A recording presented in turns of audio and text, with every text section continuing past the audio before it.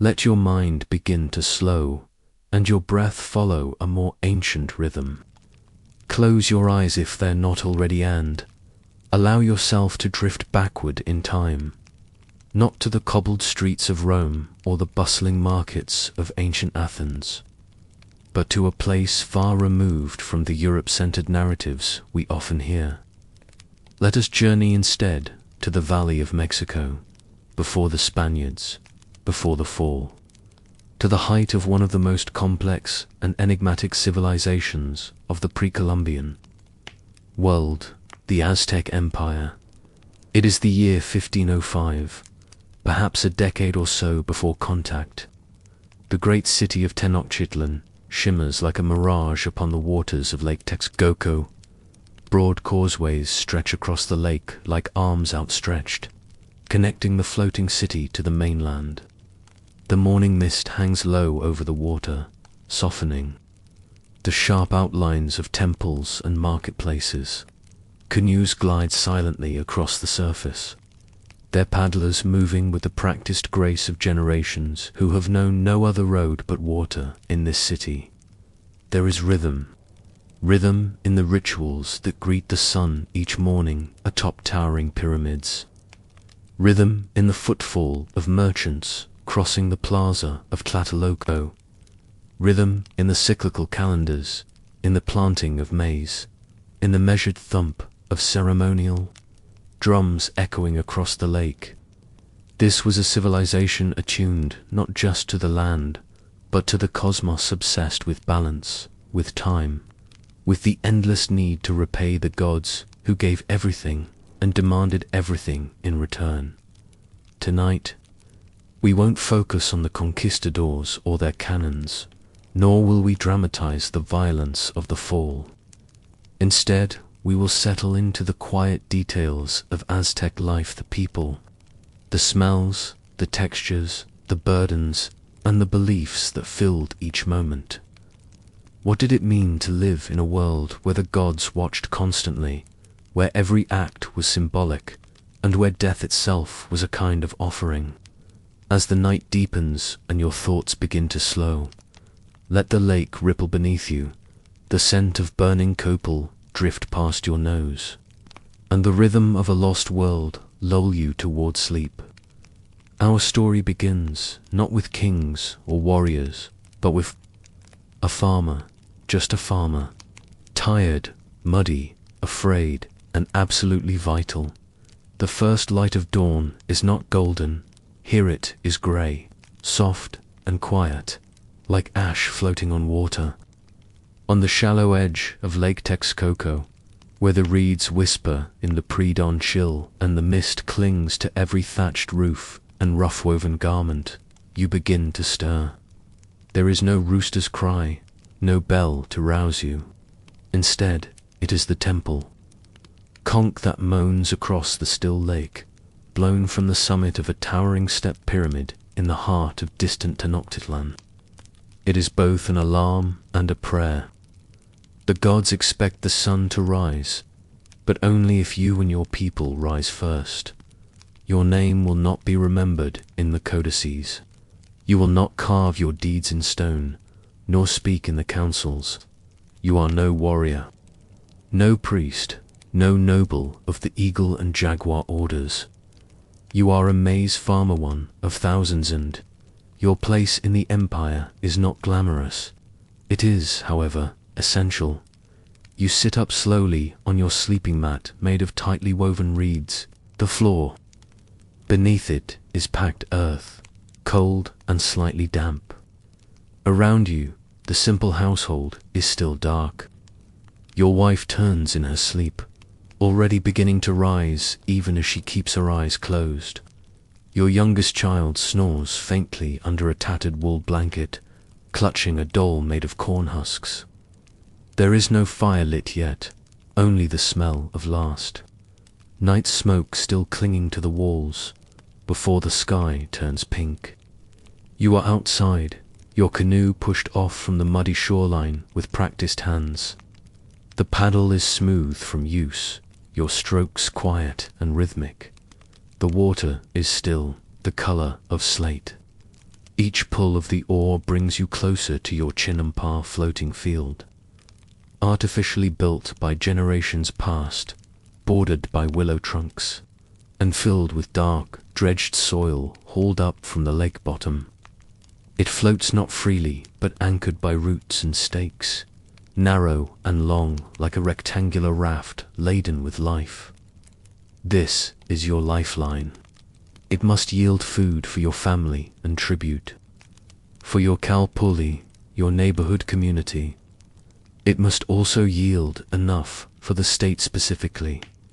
The great Emperor Moctezuma II, whose temples must be filled with offerings of maize, beans, squash, chilies, and cotton cloth.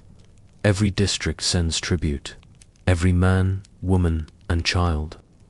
In your class has a role in ensuring the empire remains nourished, clothed, and ready for war or ritual. The burden does not lift. When you reach your plot, you step into the muck without hesitation. Your sandals are quickly soaked. Your tunic clings to your legs. The Chinampa needs attention today.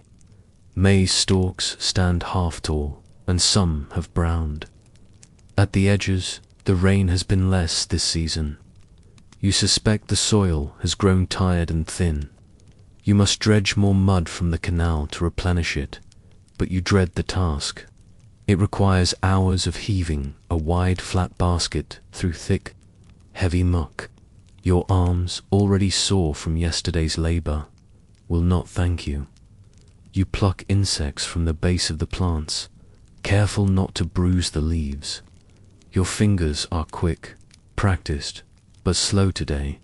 You are tired, always tired. Sometimes it feels as if your bones are filled with the weight of all the farmers who came before you. There is no end to your work. If the gods are pleased, the rains come. If they are not, you still owe tribute. The priests will not accept excuses. The empire is watching, though not always directly. Officials from the tribute collectors visit the Chinampas weekly. They carry ledgers written in pictograms and measure your baskets before they are taken away by canoe to the central collection center. If your yield is insufficient, you may be warned, or worse. Public chastisement is common. In extreme cases, land can be reassigned. You live with the quiet knowledge that failure is not only personal, it is communal. Your family's reputation is tied to your success in coaxing sustenance from mud and seed. You are not entirely alone in this burden. As the sun begins to pierce through the low clouds, others paddle past on the water, waving silently. A woman carries bundles of tule reeds to be woven into mats. A boy, no older than 7, rows beside his father, struggling to match his strokes. You nod respectfully. No one speaks unless necessary. Words are spent as carefully as water in the dry season.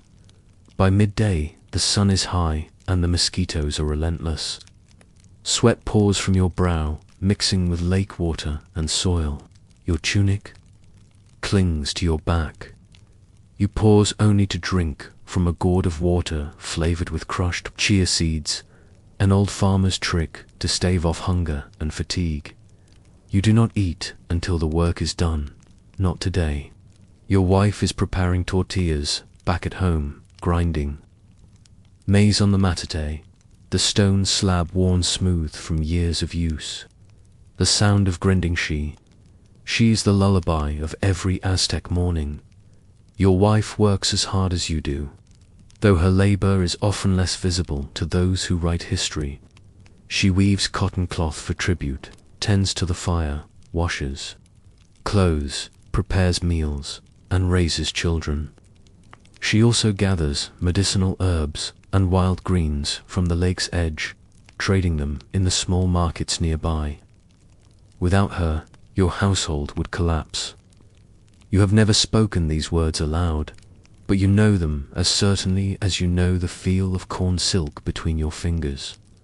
You think of your son, now nearly old enough to be considered for training.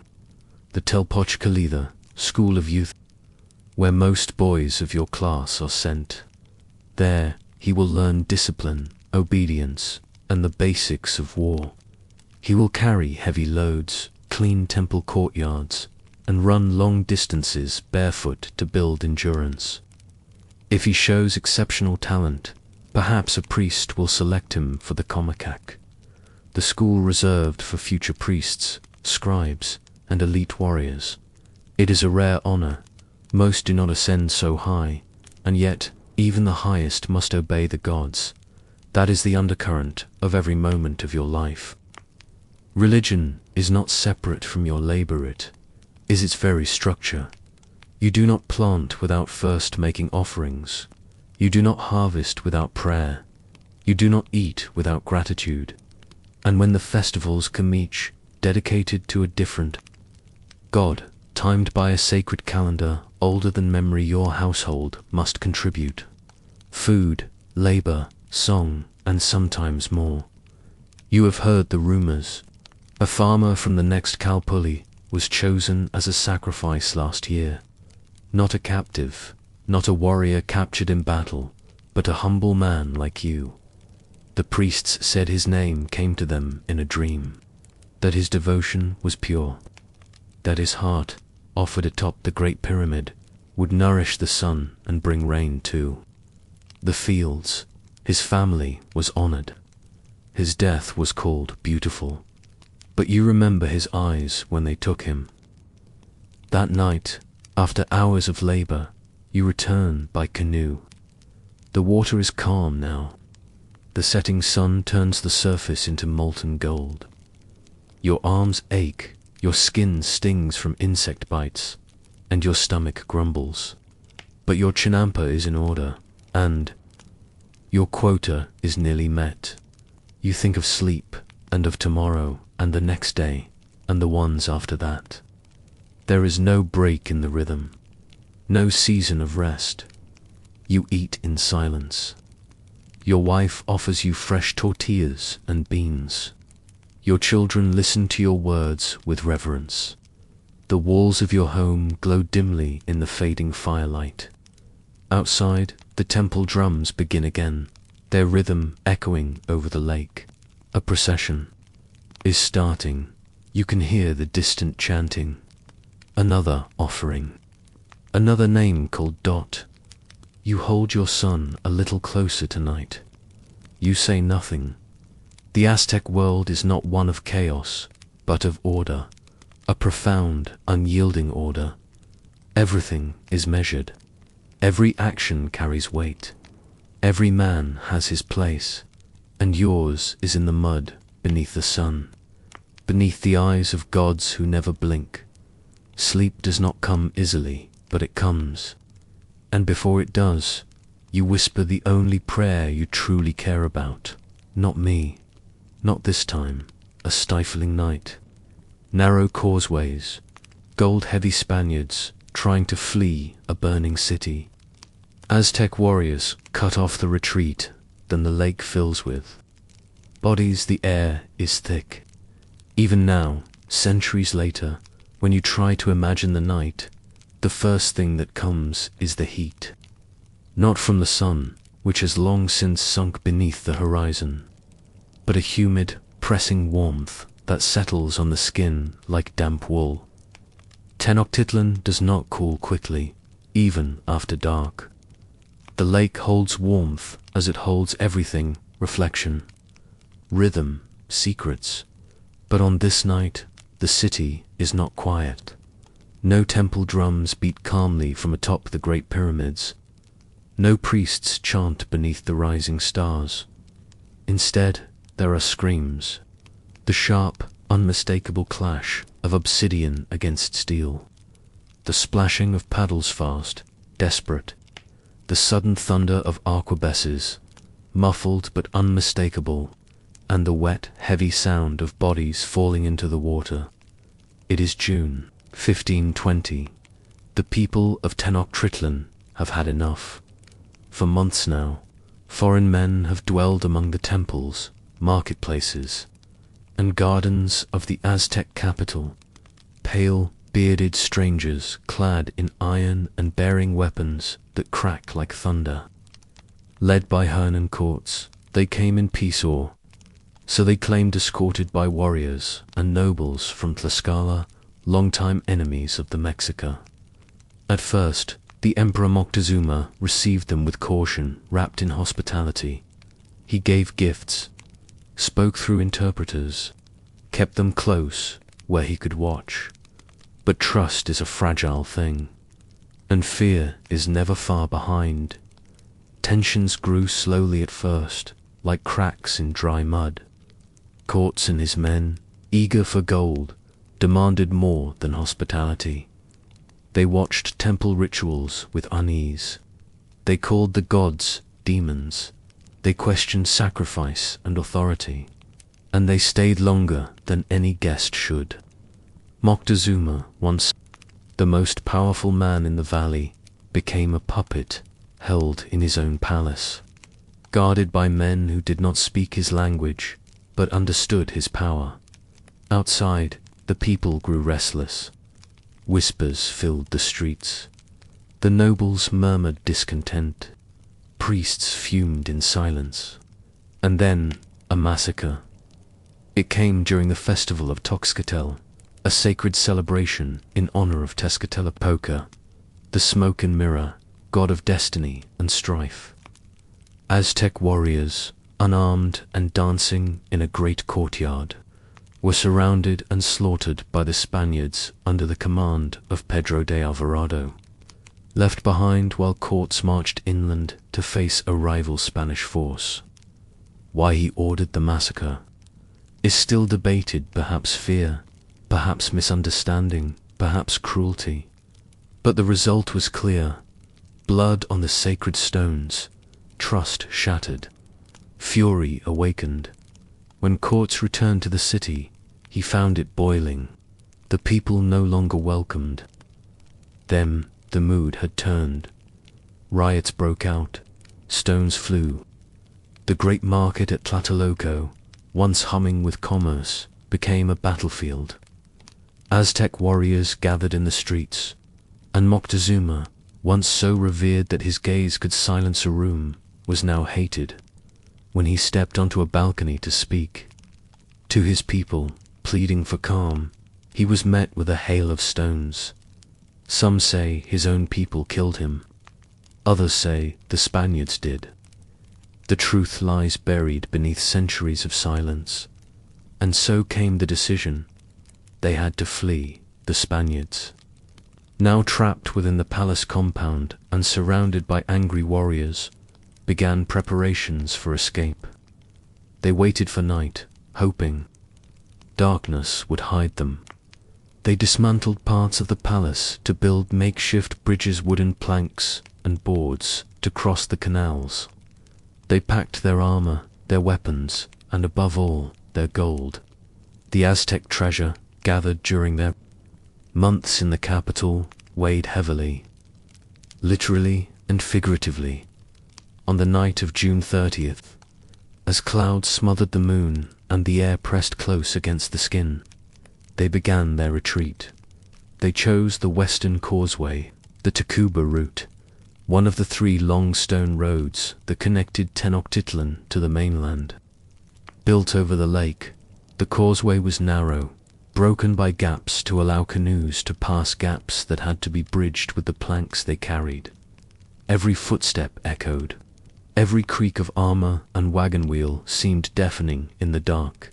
And the gold, oh, the gold. Soldiers stuffed it into pouches, their shirts, even their boots. Some carried heavy bars under their arms. It was more than grid, it was a symbol, a justification, a purpose. They had come for riches, and now they were trying to carry those riches through the night on a path too narrow for regret. They made it part way before the alarms were raised. Whether by chance or design, Aztec scouts spotted the movement. Warriors, silent, painted, dead, to their canoes. Soon, the surface of the lake was alive with motion. From the mainland, horns sounded, shrill and urgent. Drums began to beat again, not the calming pulse of ceremony, but the war rhythm, fast and terrifying. The city woke. What followed is known in Spanish as La Noche Triste, Night of Sorrows. Arrows rained down from causeway towers, spears flew from canoes, warriors swarmed the bridges, axes gleaming, obsidian blades eager. The Spaniards, caught on the narrow causeway, could not maneuver. Horses slipped and panicked. Cannons were useless in the tight space. Men screamed. Some tried to fight. Others tried to run. But the water was waiting. The lake swallowed many. Spanish armor, so useful in battle, dragged its wearers into the depths. Gold-filled pouches became anchors. Dozens drowned. Tlaxcalan allies, unarmored and caught in the confusion, died by the hundreds. Some of the planks they had laid fell into the water, leaving gaps that became traps. Men tripped, fell, were trampled. Others were seized alive by Aztec warriors, destined not for immediate death, but for sacrifice in the weeks to come. Quartz himself survived, though barely. Accounts say he fought his way across the causeway with a handful of men, wounded and covered in blood. His horse was killed, his sword lost. He reached the mainland at dawn and collapsed, exhausted. He had lost not just men and treasure, but the illusion of control in all. Estimates suggest the Spanish lost over 600 soldiers and thousands of indigenous allies that night. The exact number will never be known. The lake does not give back names, and yet, for the Aztecs, this was not the end. It was a victory, yes, but a temporary one. The Spaniards would return, not with diplomacy, but with siege engines, native armies, and disease. Within a year, Tenochtitlán would fall, but that is a story for another night. Tonight, we remain on the causeway. The wind moves gently over the water now, as if trying to erase the chaos. The canoes are gone. The fires have burned low. The city remains wounded, but standing. And in the soft mud along the lake's edge, bits of gold still glitter faintly under the moon. You sit with that image. A city of canals and towers, wounded but proud. A civilization momentarily triumphant. A people who did not go quietly into the darkness. And a lake that remembers everything. Rest now, let the drums fade. Let the night settle again. For beneath the stones of this ancient city, more secrets lie sleeping quiet, patient, waiting. The heart of Tenochtitlán does not beat the way a human heart does. It does not pump blood, does not falter with age, but it is a heart all the same, massive, immovable, sacred, and even now, centuries later, that heart lies just beneath the surface of modern Mexico City. Beneath the buses, the subway lines, the traffic lights, and taco stands. The stone core of the Aztec world sleeps under layers of time and concrete. The Templo Mayor, Great Temple, was not merely a building. It was a mountain, a myth made. Stone, in the calm, measured rhythm of Aztec cosmology, the universe itself had a center. And at that center, the gods met the earth, the heavens touched the soil, and all life found its balance. That place was here, in the sacred precinct of Tenochtitlán, where the twin pyramids of the Templo Mayor rose together in quiet symmetry, one dedicated to Tlaloc, god of rain and fertility, and the other to Huitzilopochtli, god of the sun and war. Each dawn, the priests would climb the steep, narrow steps to greet the rising sun with smoke, chants, and offerings.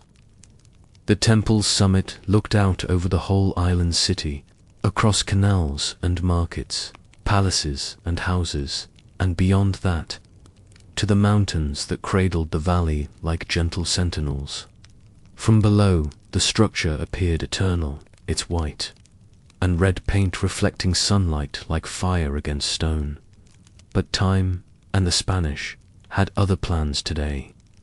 The Templo Mayor is a ruin. Its base, once massive and commanding, is now tucked beside colonial churches and government offices. Tourists walk across glass floors, peering down into chambers that once echoed with chants in Nahuatl. Archaeologists, moving slowly with brushes and careful fingers, whisper to each other above altars that once dripped with offerings to the gods. And as they dig, the past speaks. The temple was not built once, but again and again, each new emperor layering fresh stone atop the old, like rings in a tree. The result is a spiral through time, each layer a new chapter.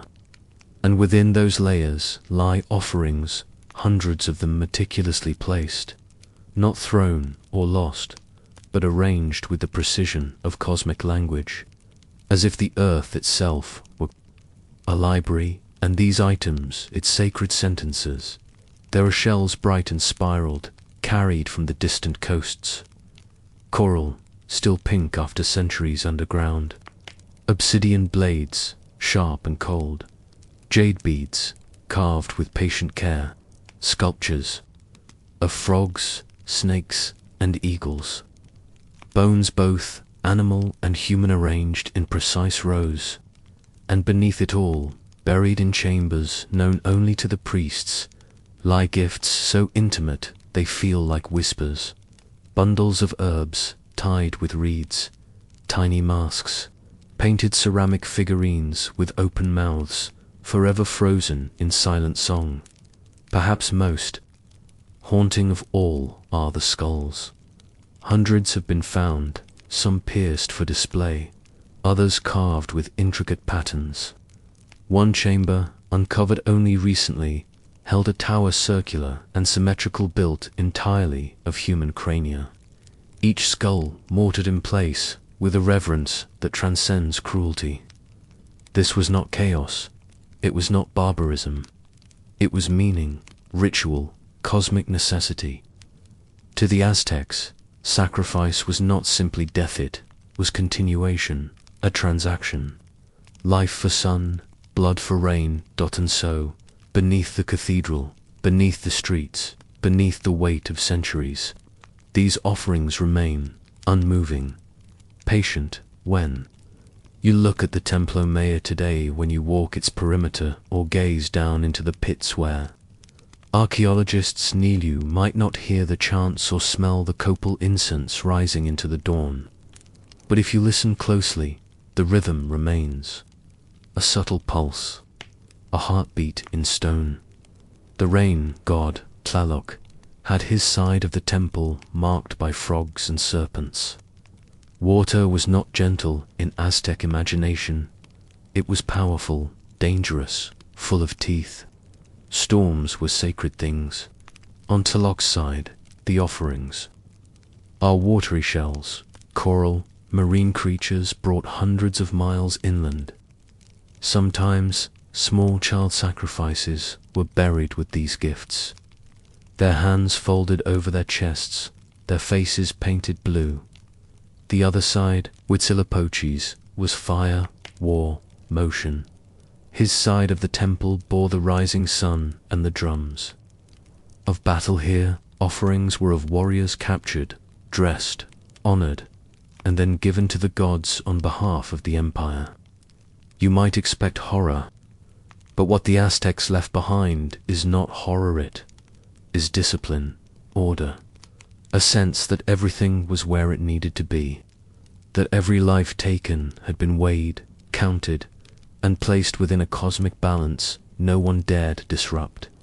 In one offering, pit archaeologists uncovered a jaguar skeleton, posed as if in mid-pounce.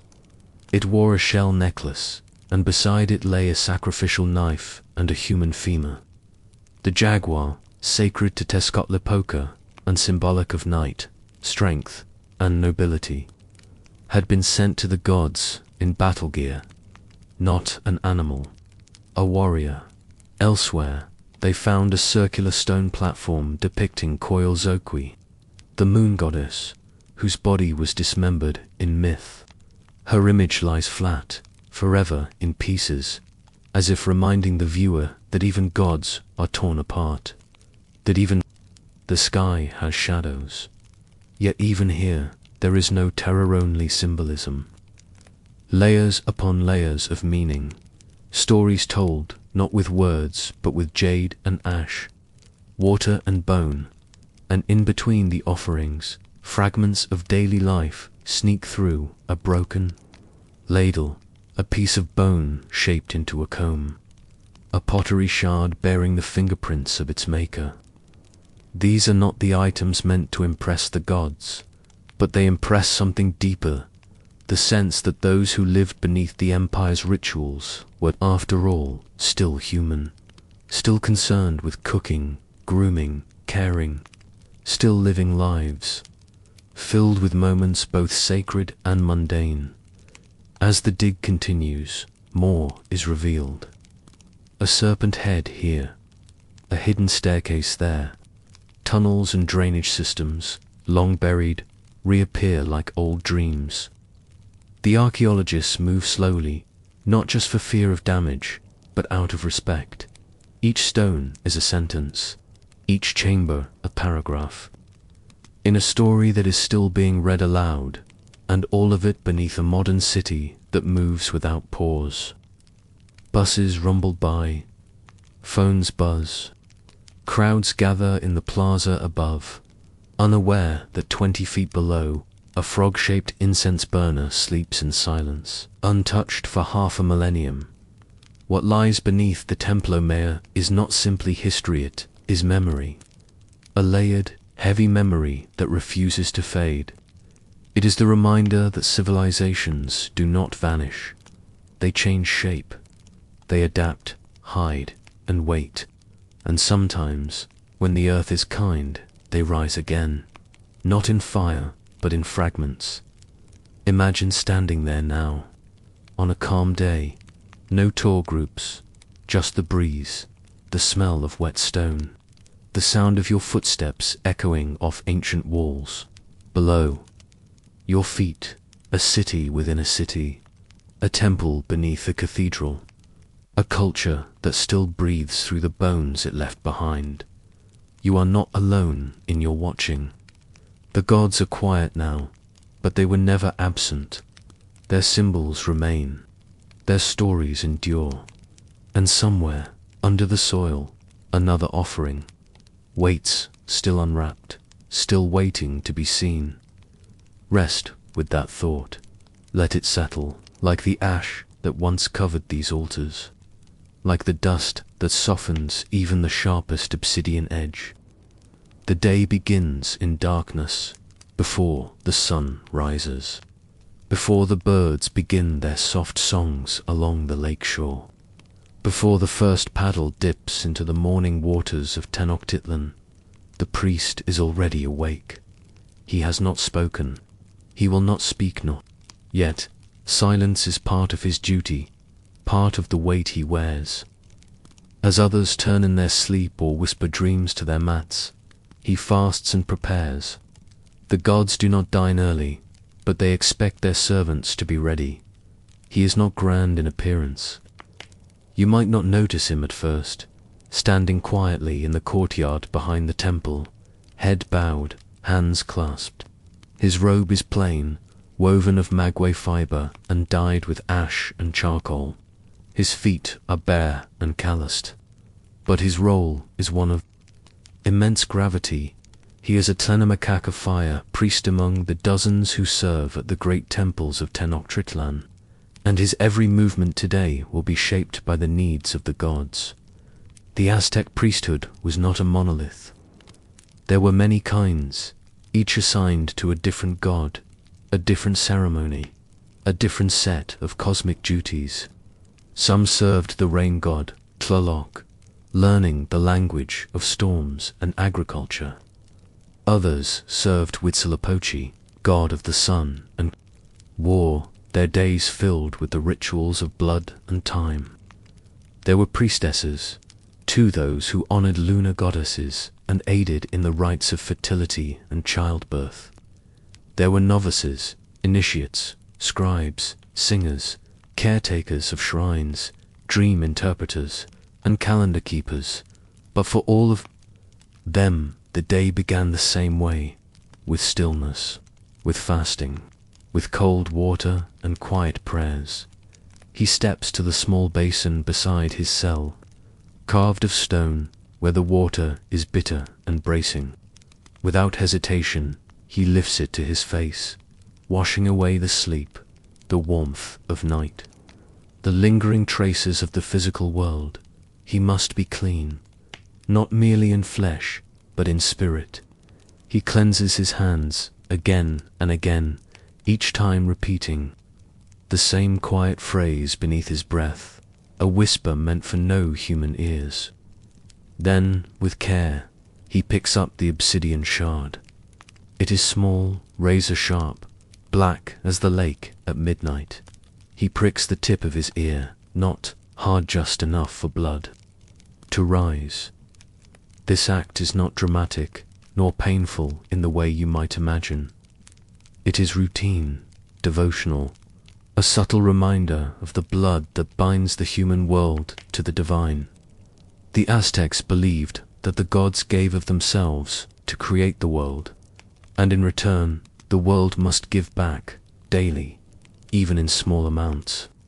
And so, the priest offers a drop of his essence, not as punishment, but as gratitude. He will do this again later, at the summit. For now, the pain is soft and distant. The blood stains the bowl. The gods are satisfied. He dons his headdress, not elaborate feathers, but a simple strip of dyed cloth tied behind his brown wraps a belt around his waist. Then, at last, he begins to walk. The temple is quiet in the morning. The great stairs cast long shadows. Atop the pyramid, the altar stones gleam faintly in the dawn light. The stone courtyards below are still, except for other priests beginning their rituals. You can hear the faint sounds of chanting, low, rhythmic. Not music for pleasure, but tone for meaning. Words not sung, but offered. He ascends the steps slowly. One by one, there is no rush. Each step is part of the ritual. Each movement brings him closer to the gods. The climb is long, 200 steps, depending on which pyramid he serves. Steep, narrow, there is no railing. The air grows thinner as he climbs, and at the top, the view opens vast, circular, all-encompassing. The lake glows faintly. Smoke curls from the homes below. Canoes glide along canals. The city stretches in every direction. It is alive, breathing. But from here, it all seems distant. The priest is no longer a man of the city. He is a man of the sky.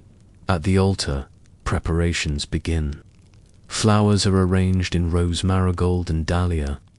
Incense is lit.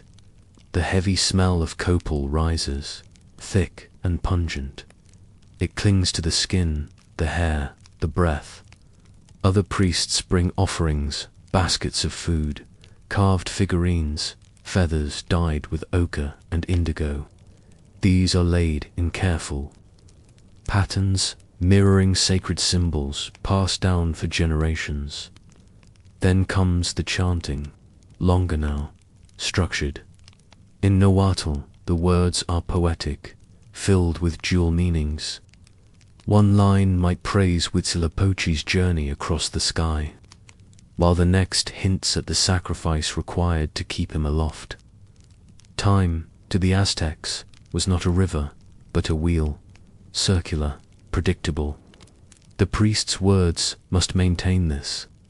Rhythm must keep the wheel turning. At mid-morning he descends.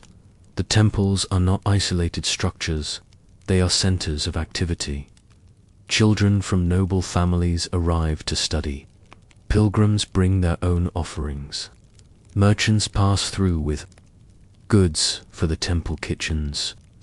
Scribes sit in shaded corners, painting glyphs onto bark paper codices, recording births, eclipses, harvests, omens. The priest joins a smaller ceremony now in a side courtyard. A family has brought their newborn child to be named. The mother cradles the infant, swaddled tightly, while the father kneels nearby, holding a bowl of maize dough. The priest does not smile, but his tone softens. He dips a twig into the water and sprinkles it gently over the child's brow. He speaks the name aloud, chosen based on the child's birthday, its position in the calendar, the signs seen in the stars that month. Names are not casual in this world. They carry destiny. The priest speaks it with clarity. The child, oblivious, yawns. After the naming, the priest moves to the school of novices. These are boys in rough tunics, heads shaved. Eyes wide, they sit cross-legged on mats, while the priest speaks not, sternly but firmly. He teaches them how to read the tonal cadence of prayers, how to dress altars, how to hold silence as a sacred act. Some of them will go on to become priests themselves. Others will join the military. But for now, they are children being taught that the world is sacred, layered, and full of responsibility. In the afternoon, the priest eats, not much, a few maize cakes, water flavored with herbs. He eats alone under the shade of a courtyard wall. This moment is quiet, uninterrupted. He does not eat for pleasure. He eats to continue. And then, as the sun begins to drop, he prepares for the evening rite. Atop the temple once more, the rituals change. This time, the ceremony is grander. A crowd gathers at the base of the steps. Not to watch there is little spectacle, but to witness, to listen. The drums begin. Slow, deep. A sound like a heartbeat, steady and calm. Fire is lit in a brazier. The priest circles it 3 times, muttering a prayer. Tonight is not a festival. No sacrifice is made. But still, the gods are honored. He offers them song. He offers them smoke. He offers them time. As night falls, the priest walks once more through the city. But now it is changed. The markets have closed. The canals grow quiet. Torches flicker. Homes hum with soft voices, and the smell of tamales cooking over low flames. He returns to his dwelling behind the temple. Not a palace just, a room with stone walls and a mat on the floor. He sits in the quiet, wrapping himself in a plain cloak. He will not speak until morning. Before sleep, he cuts himself again. A small cut. The other ear this time. A balancing act. He collects the blood in a shallow dish, places it beside the carved image of his patron god, and breathes deeply. To be a priest in the Aztec world is to hold the balance of time in your hands. You are not rich, you are not free, but you are essential. Without your voice, the sun might falter. Without your cuts, the rain may forget to fall. Without your rhythm, the gods may sleep too long. The night is quiet, the lake sighs, and the priest dreams not of glory, but of calendars. The name is misleading. When you hear flower war, your mind might drift toward images of petals drifting on a breeze, of dancers in embroidered garments parading through gardens, or perhaps a romanticized clash, more symbolic than real. But the reality, though poetic in name, was neither peaceful nor gentle. In the heart of the Aztec world, war was never just about conquest. It was not always fought to take land, plunder, or even political dominance. War, in the Aztec worldview, was a kind of sacred theater, and some of its battles, among the most formal, ritualized, and haunting, were fought not for victory, but for balance. These were the Exioatl, the Flower Wars. Imagine yourself on a quiet plain just beyond the city-state of Tlaxcala, where the hills roll softly under the weight of the midday sun. The air smells of dust and crushed herbs. In the distance, you can see ranks of warriors assembling, banners fluttering gently in the wind. The day is warm, still, sacred. These men are not bandits or conscripts. They are trained, decorated, and prepared not just for battle, but for ceremony. The Flower Wars were arranged in advance, mutually agreed upon clashes between rival city-states, including Tlaxcala, Huexocinco, and the Aztec Triple Alliance led by Tenochtitlán. This wasn't war as we think of it today. There were no ambushes, no surprise raids under cover of night. These were scheduled engagements, fought in daylight on known fields, with rules as intricate and ancient as the gods themselves. Why? Why would two enemies, bitter rivals in other respects, willingly agree to battle without aiming for total conquest? The answer lies, as it often does in Aztec life, in the needs of the gods. The sun required nourishment. The sky needed balance. The fifth sun, the current age, according to Aztec cosmology, was sustained by sacrifice. Without human hearts, without blood, the world might cease to turn. Crops might wither, rivers might dry, and so prisoners were needed. But not just any prisoners. Not unworthy captives taken in ambush or deceit. The gods demanded valor, courage, warriors who had earned their fate in combat. The Flower Wars, then, became a kind of divine harvest. The field of battle is laid out in your mind now, open, hot, humming with the drone of insects. Warriors advance, dressed not in iron or mail, but in padded cotton armor and brilliant insignia. Each garment speaks of rank, of experience, of God served. A jaguar warrior crouches low, his helmet carved. Like the snarling feline it represents. Nearby, an eagle warrior raises a round shield painted with bright suns, his face calm and focused. Weapons are drawn. Mature wheatle wooden swords, edged with volcanic glass glint in the light. They are not crude, they are not gentle. These blades can sever with frightening efficiency, but they are not used recklessly. The goal is not to kill, not immediately. The goal is to capture. Imagine the challenge, to fight your opponent, to strike him down, but not to end his life, to subdue him. Bind him, carry him away. It requires skill, timing, restraint. It requires honor, and so the battle begins. Drums beat from the edges of the field, slow at first, then faster. Horns call out, and the warriors engage. Dust rises. Feet pound the earth. Shouts fill the air, not the chaotic screaming of terrified men, but rhythmic, almost ritualistic cries of courage and challenge. Each blow is a statement, each move a step in a deadly dance. And all the while, the gods are watching.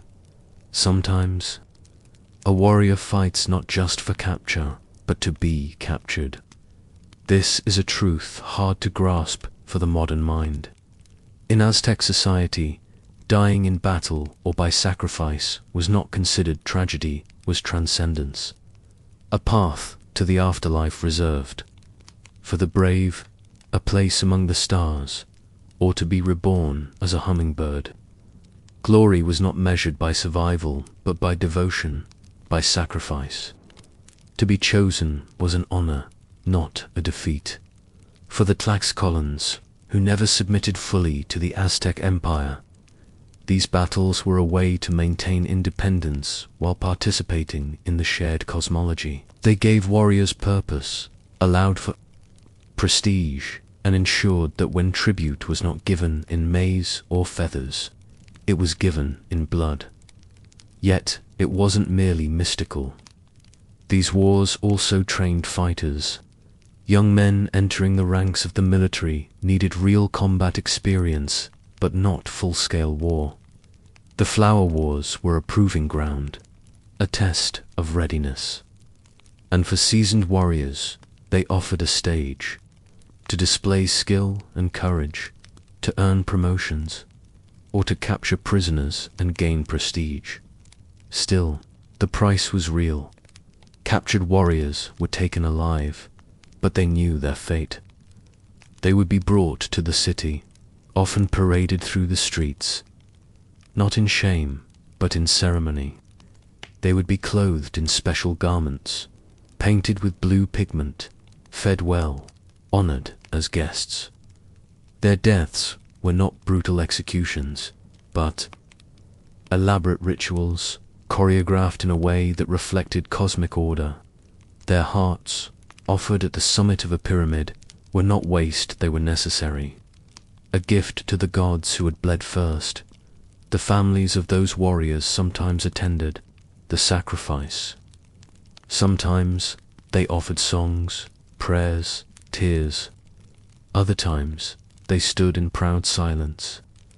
To lose a son this way was to give to the gods what was most precious and to receive in return blessings for rain, fertility and protection, but not all.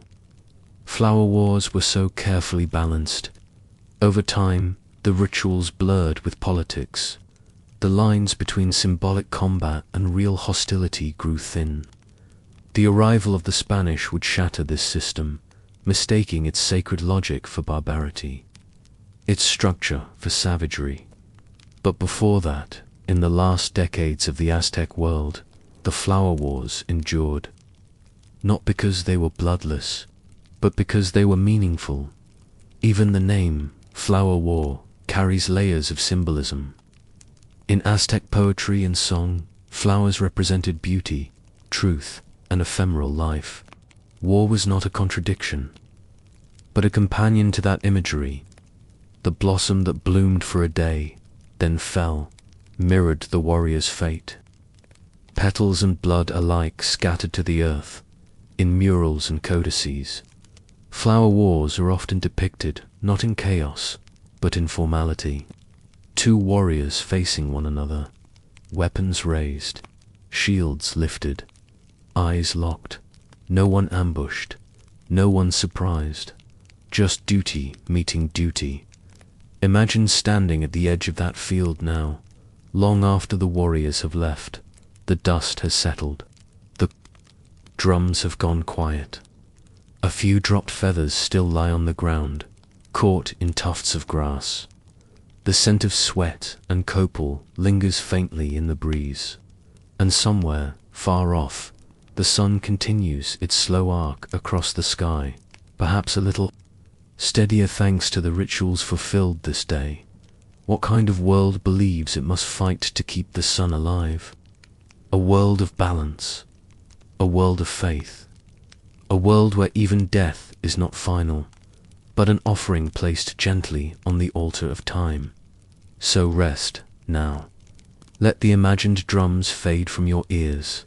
Let the painted warriors retreat to the corners of your thoughts. Their dance is done for now, but the field remains, and the petals' symbolic poetic fall softly still. It is still dark when the child is stirred from sleep. Not by force there is no shouting, but by the rhythm of the household itself, the grinding of maize on stone, the creak of floor mats, the scent of smoke rising from the hearth as the first fire is lit for the day.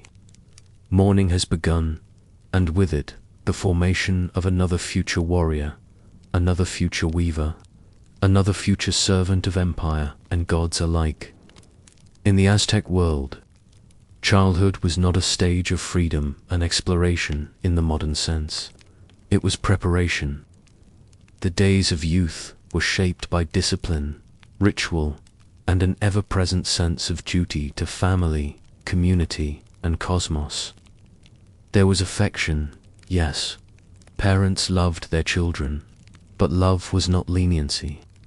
To love a child was to mold them with care, to correct them before they strayed too far. Life in Tenochtitlán was hard, and the gods did not accept excuses. Imagine yourself as a child in this world. You are 6 years old, perhaps 7. Your limbs are thin but strong, hardened from early chores. Your hands are already skilled in the basic tasks of your gender. If you are a boy, you carry water from the canal in clay pots balanced carefully against your chest. You sweep the courtyard. You collect firewood from beyond the city causeways. If you are a girl, you grind maize on the metate alongside your mother or older sisters. You help pat tortillas, stir atole, care for younger siblings, and all the while you are being watched, not harshly, but constantly. A parent's eye, a neighbor's glance, a priest passing by. Behavior is noted. Laziness is corrected. Pride is discouraged. Humility is the virtue most praised. For you live not for yourself, but for something larger. In your home, teachings begin early. Before you ever enter formal education, your parents instruct you in the basics of speech and conduct. You are taught to be modest in posture, to speak calmly and clearly. Elders are addressed with respect. Food is accepted with gratitude. Every word matters. Every gesture means something. In the Aztec world, language was not just a tool, it was a sacred thread. Inaccurate speech could offend, confuse, or even misalign ritual order. Discipline, too, is learned early. And punishment, when needed, is precise and symbolic. If a child becomes stubborn, refuses to obey, or acts with arrogance, the correction is immediate but measured. The methods might seem harsh to modern minds, but they were deeply encoded with meaning. A disobedient child might be held briefly over chili smoke not to injure, but to shock the senses. The bitter heat, the sting in the eyes, the harshness of the air, these were reminders, not torments. A child who lied might have their tongue lightly pricked with a cactus thorn. Again, not to harm, but to signify the pain of falsehood. A lazy child might be pierced gently in the arm with a maguey spine. The sting meant to awaken the body and the conscience. These punishments were never carried out in rage. They were tools of correction, a way to ensure the child grew not just in strength, but in wisdom. For the Aztecs believed that the unformed human was like a green-stalked tender, flexible but in need of guidance to grow straight. By the age of 10, formal education begins, and here the Aztec world offers something remarkable: universal education. Every child, regardless of class, gender, or family wealth, received instruction. The system was organized through the Kalpuli, or neighborhood groupings, which arranged for the instruction of their youth in both practical and religious matters. There were 2 primary schools. The first was the Telpuchkali, the House of Youth. Most children attended this school, particularly those from commoner backgrounds. Here, boys were trained in the arts of war, discipline, and civic duty. Physical labor was a key component.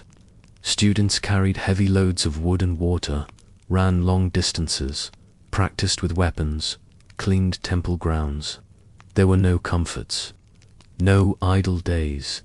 The idea was to toughen the body, to strengthen the will. At night, they studied songs and prayers. They learned the sacred calendar, the basic structure of the empire, and the duties of men to their families and gods. Boys slept on mats in communal halls. under the guidance of elder instructors who had once walked the same path. If a boy showed unusual intelligence, aptitude for ritual, or was born into a noble family, he might instead be sent to the Commacac, the house of lineage. This was a more rigorous and elite school, training future priests, judges, scribes, and high-ranking warriors. Here, the focus was less on brawn and more on spiritual precision. Students memorized long liturgical chants, practiced rituals, and learned to read the pictographic writing system. They studied astronomy, prophecy, and the rhythm of time itself. In the Commacac, silence was golden. Fasting was frequent. Humility was required. Students practiced self-denial to prepare for the demands of religious life. A boy who failed to meet expectations might be sent back to the Tenochtitlan as shame. But as realignment, girls too received education, though it took a different form. At home, mothers and grandmothers instructed them in domestic skills, rituals of birth and death, and the worship of female deities such as Tenantzin and Quetzalcoatl. Some girls, especially those born under specific auspicious days, were sent to the Quiquilai, the house of song, where they learned dance, music, and poetry. These were not simple entertainments. They were offerings. A well-sung poem or precisely performed dance was a gift to the gods, as valuable as any blood. Offering, a small number of girls were chosen for temple service. These were the Quetzalcoatl maidens, selected for their purity and devotion. Their lives were secluded, filled with prayer, fasting, and ritual observance. They were not cloistered forever. Many eventually returned to society and became midwives, healers, or respected elders. But for most children, life remained embedded in the rhythms of family and community. They worked by day, studied by evening, slept when the chores were done. There was little indulgence, few toys, a cornhusk doll, a carved spinning top, a clay whistle. These were luxuries. Joy came in small ways, a song sung with friends, a story told by firelight, the taste of a tamale after a long day's work. Yet even in their simplicity, Aztec children bore the weight of prophecy. Each child was born under a specific day sign, determined by the tonal pahui, the sacred 260-day calendar. This sign shaped their identity, their fate. A child born under the sign of Atel or water might be prone to change, movement, emotion. One born under Acatel or reed might be destined for leadership or for sacrifice. These signs were not rigid fates, but they guided parental choices, names, expectations, prayers. As children grew, they became more than individuals. They became bearers of lineage, of duty. Sons inherited the tools of their father's farming implements, war clubs, perhaps even priestly robes. Daughters carried on weaving patterns, recipes, sacred songs, knowledge passed not just in words, but in gestures, in habits, in the unspoken structure of daily life. By the age of 15, childhood was largely over. A boy might already be a warrior, having taken his first captive in battle. A girl might already be wed, her dowry a mix of household goods, cotton, and family honor. The transition to adulthood was not marked by sudden independence, but by deeper responsibility. The family, the gods, the empire all continued to watch. Imagine now the quiet of a typical evening. A family sits around the hearth. The grinding stone is still warm. The last of the tortillas have been eaten. Outside, the city winds down, the lake reflects starlight, and the distant drums from the temple beat slowly. The child, sleepy from the day's labor, rests their head on a folded cloth. They do not yet know their full future, but they know it must be earned every step. Every lesson, there is comfort in that rhythm, in knowing one's place, in growing into it with care. As your mind softens, drifting into its own stillness, let the sound of distant Nahuatl lullabies hum in the background. Let the simplicity of their days, firm, structured, but fulgently carry you further into rest. Power, in the Aztec world, was not simply held by armies or kings. It was measured in cacao beans, feathers, cloth, and maize.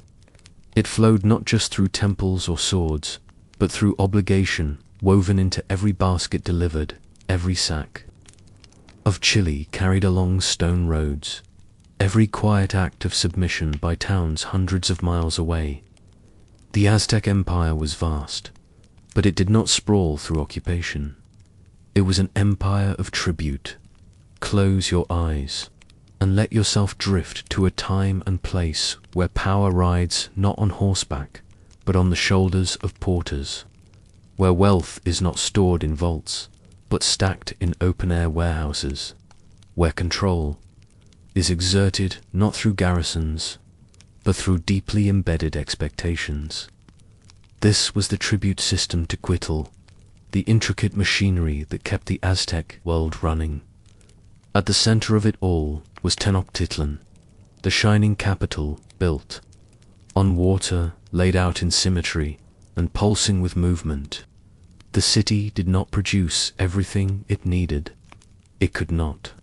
Built on a lake, it was rich in fish, reeds, and chinampa crops, but it required more cotton than it could grow, more obsidian than it could mine, more feathers than the birds in its gardens could provide. And so, tribute filled the gap. Over 300 provinces, city-states, and territories were under Aztec influence by the early 16th century. Each was expected to send regular shipments of goods. These were not optional. Each item had been carefully calculated, listed in codices and records, enforced through messengers, overseers, and when needed military force. A town near the coast might owe bundles of dyed cotton. A mountainous village might send obsidian blades. A jungle outpost might be required to deliver Quetzal feathers long, shimmering, impossibly green. Some towns sent jaguar pelts, others corn, salt, beans, or honey. Some provided soldiers or building labor. Others sent victims, people destined for the altars of Tenochtitlan. These demands were not haphazard. Tribute collectors were trained officials, part of a bureaucratic network known as the Calpic. Dressed modestly but recognized by their staffs of office, they traveled from one town to the next, accompanied by scribes and guards. When they arrived, local leaders gathered their offerings in open courtyards. Each item was counted, weighed, inspected. Woven cloaks were unfolded and checked for size, color, and quality. Baskets of cacao were sampled for mold. Jade beads were examined for uniformity. If the quotas were met, the tribute was recorded, and the goods loaded onto human backs or into canoes. If they were not, consequences followed. Repercussions ranged from warnings to increased demands, to public reprimands, and finally, to military response. The Aztecs were not subtle when it came to rebellion. Cities that refused to pay could be invaded, their leaders replaced, their people taken as slaves or sacrifices. More often, the fear of this fate was enough to ensure compliance. But tribute was not only coercive, it was also symbolic. It reinforced the hierarchy of the empire, the Mexica at the top, their allies below, and a vast network of subject peoples feeding the center. It bound disparate regions together through common obligation, and it gave local elites a way to preserve their own status by cooperating with Aztec demands. They could keep their positions, often with more local autonomy than one might expect. Still, the burden was heavy. Imagine the lives of those who bore it. A weaver in a distant village might rise before the sun to finish her quota of cotton tunics. She does not work for personal profit. She works to meet the imperial demand. Her fingers are raw. Her loom is old. But she continues, for the quota must be met. A porter Telama might carry 100-pound load of cacao across mountainous terrain, barefoot, hunched, silent. He has memorized the route, knows where the shaded trees are, where the streams are safe to drink. He does not complain. He walks because it is his role. Even the children feel it.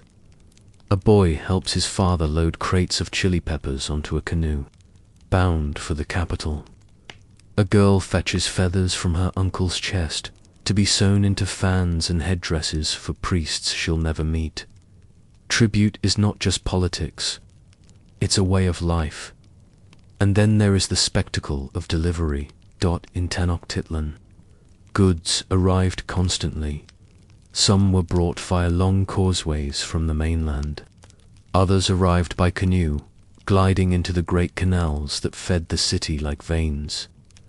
At designated depots, workers unloaded their cargo, and clerks strained in the pictographic writing system recorded the offerings.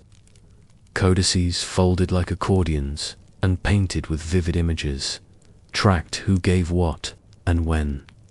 The emperor himself, Moctezuma II, would receive reports.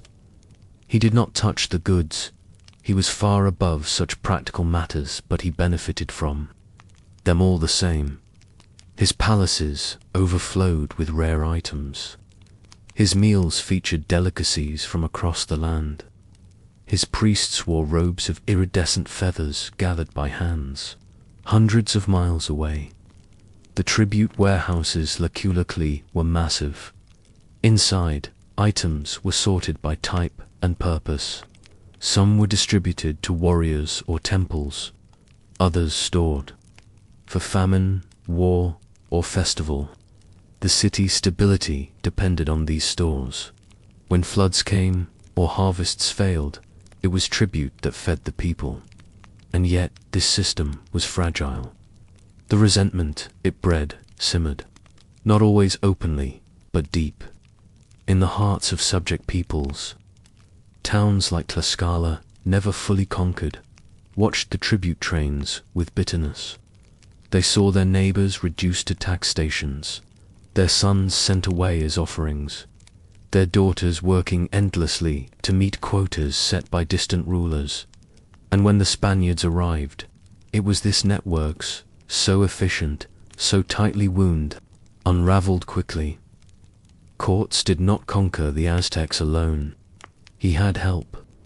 Help from towns tired of tribute, tired of sending their wealth, their goods, their youth, to a city that loomed like a hungry god over the valley. When rebellion came, it was swift. Once the cycle broke, it could not be repaired. Still, in its time, the tribute system was astonishing. Imagine it as a living organism, a slow, pulsing creature that breathed in offerings and exhaled power. Its arteries were roads and waterways. Its hands were collectors and couriers. Its eyes were scribes and priests. And its heart always was Tenochtitlán. Even today, in the modern city that covers it, echoes remain. You might walk through a market and see piles of chilies, stacks of tamales, mounds of maize. You might hear the bark of street vendors, the clatter of carts. The colors are still there, the movement, the rhythm. And deep beneath the concrete, the stones of tribute warehouses lie buried, waiting. Let your thoughts now soften. Let them follow a canoe down a quiet canal. It is laden with gifts, cotton, beans, carved obsidian. The paddler does not speak. He knows the route, knows the duty. The water glides around the boat, silent. Above, the sun rises over the temple spires. The empire breathes in.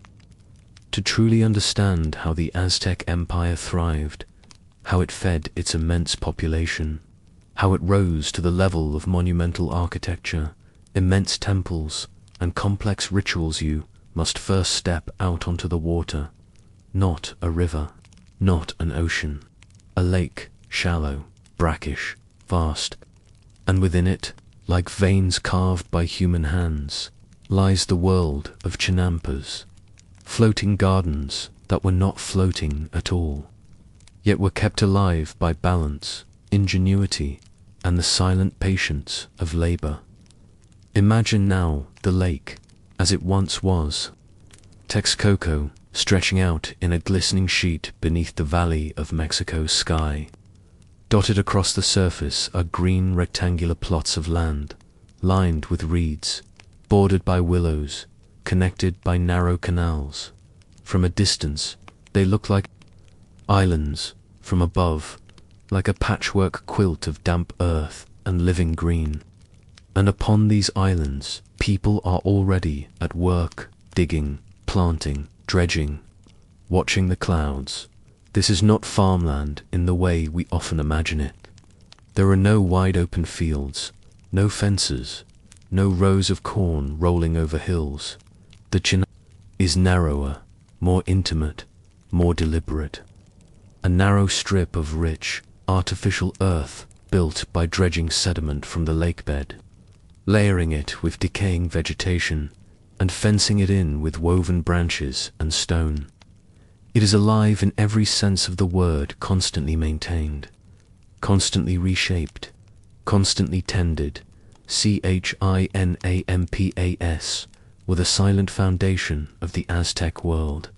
In a city of hundreds of thousands of people, Tenochtitlán, the shimmering capital, built in the center of the lake, it was the Chinampa system that made survival possible.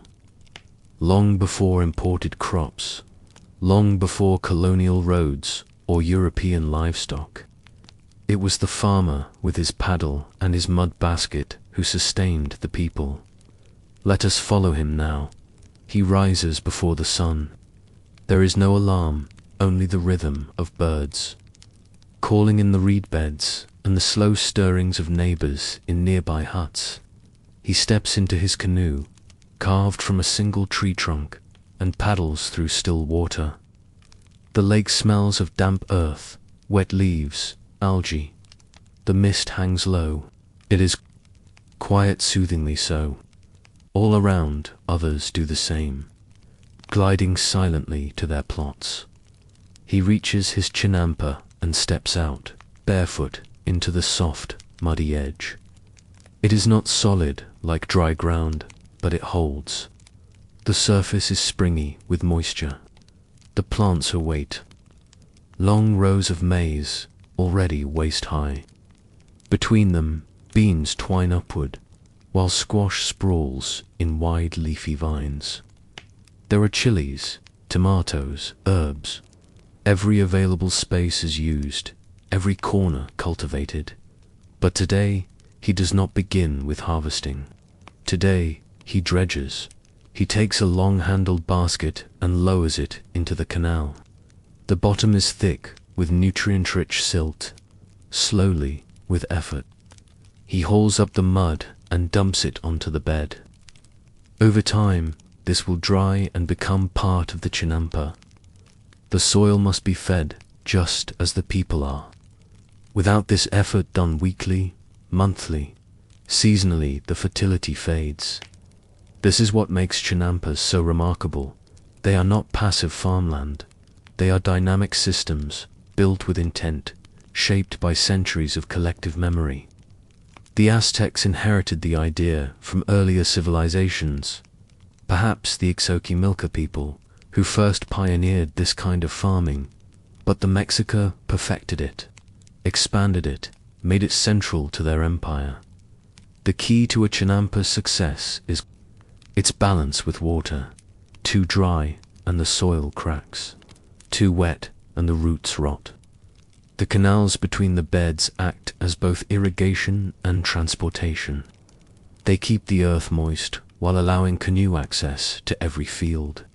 And the water is never foreign like in other civilizations, where farmers prayed for rain. Here, the water is literally beneath your feet, but maintenance never ends. The reeds that hold the borders together must be replaced. Willows planted at intervals help stabilize the banks with their roots, but they, too, require trimming, and pests are a constant nuisance. Ducks and frogs are useful allies, helping to keep the balance. Farmers often build small platforms or floating pens for birds, adding their droppings back into the soil-closed loop of fertility. On some chinampas, flowers are grown, not for beauty alone, but for ceremony. Marigolds, especially, are prized sempersucal, the flower of the dead. Their golden blooms are gathered for offerings, for festivals, for temple rituals. Even in farming, the Aztec world is never far from the sacred. Our farmer works slowly, patiently. He does not rush. The sun has risen now, and the light glistens. On the canal, a canoe passes by, loaded with chilies destined for the market. The paddler nods silently. Later, the farmer's wife will arrive with a woven basket and a gourd of water flavored with chia. She will help harvest today together. They will fill the canoe, then paddle to the market in Tlatelolco or one of the smaller lakeside villages. This is not subsistence. This is surplus. The Chinampa system, properly maintained, is astonishingly productive. Some plots yield 7 harvests a year. Crops rotate in careful cycles. Maize is followed by beans, followed by amaranth or greens. There is always something growing, always something coming up from the soil. The system is sustainable, efficient, and labor-intensive. It demands attention, but gives generously in return. And so it continues, day after day, season after season. Children learn to paddle as soon as they can walk. Boys are taught to dredge. Girls learn the herbs, the weeds, the harvest patterns. There are no idle hands. The Chinampa is not just a field. It is a family member, a responsibility, a silent partner. In the rhythm of life, by evening the work is done. The baskets are full. The canoe rocks gently with its weight. The sun casts long shadows across the water, and the frogs begin to sing. The farmer paddles home. His back aches, but his mind is at peace. The gods have been kind this year. The rain has come. The pests have stayed away. The tribute will be paid. His family will eat in the heart of the empire. The emperor dines on food grown in these beds. The priests offer tamales filled with Chinampa produce at the altars. The market vendors hawk the chilies, beans, and squash that came from this labor. And yet, few think of the man with the paddle. Few remember the silent dredging, the reshaping of banks, the tending of seedlings. But he remembers, and the Chinampa remembers him, even today. In the surviving canals of Xochimilco, south of modern Mexico City, you can still see the remnants. The beds are there. The water glides silently past. Tourists now drift on flat-bottomed boats, drinking soda and listening to music, unaware of the centuries that lie just beneath them. But in the early hours, before the tours begin, there are still farmers who rise before the sun, who dredge the mud, who plant the maize. They do not call themselves Aztec, but the rhythm is the same. Let your mind return now to the quiet water. Let the movement of the paddle lull you. Let the gentle drip of water from a lifted basket remind you that survival in the Aztec world was not only ritual and war, it was this: quiet labor, sustained effort, a garden built by hand and kept alive by care. The Chinampa does not float, not really, but it endures. There are no engines, no neon signs, no music over loudspeakers. And yet, as you step quietly into the open expanse of the market at Tlatelolco, you feel the pulse of something immense. You don't hear it all at once. It comes gradually, a low hum of voices, the soft rhythm of feet over packed earth, the clink of ceramic, the occasional grunt of a porter shifting his load. The market breathes like the city itself, slow, steady, endlessly alive at its peak. The Tlatelolco market was the commercial heart of the Aztec Empire, larger even than the central plaza of Tenochtitlán.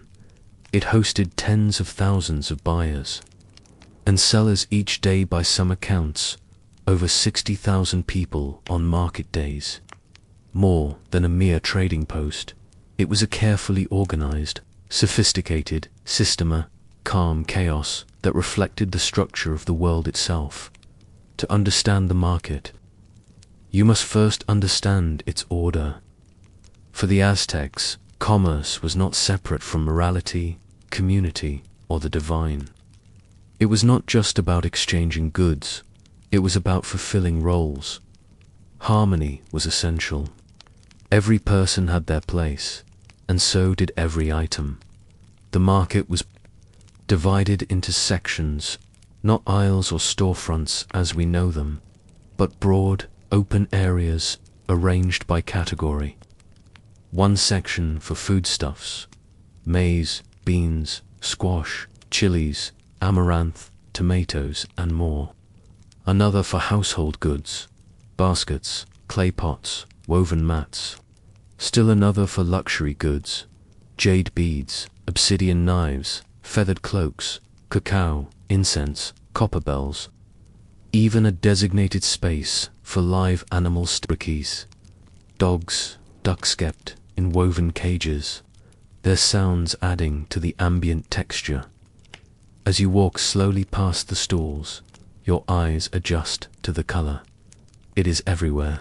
Scarlet chilies, piled in earthenware bowls, bright green tomatillos, cotton dyed in deep blues and purples, laid in folded stacks, feathers, brilliant plumes of quetzal, parrot, and hummingbird catching the light like small banners of light and movement.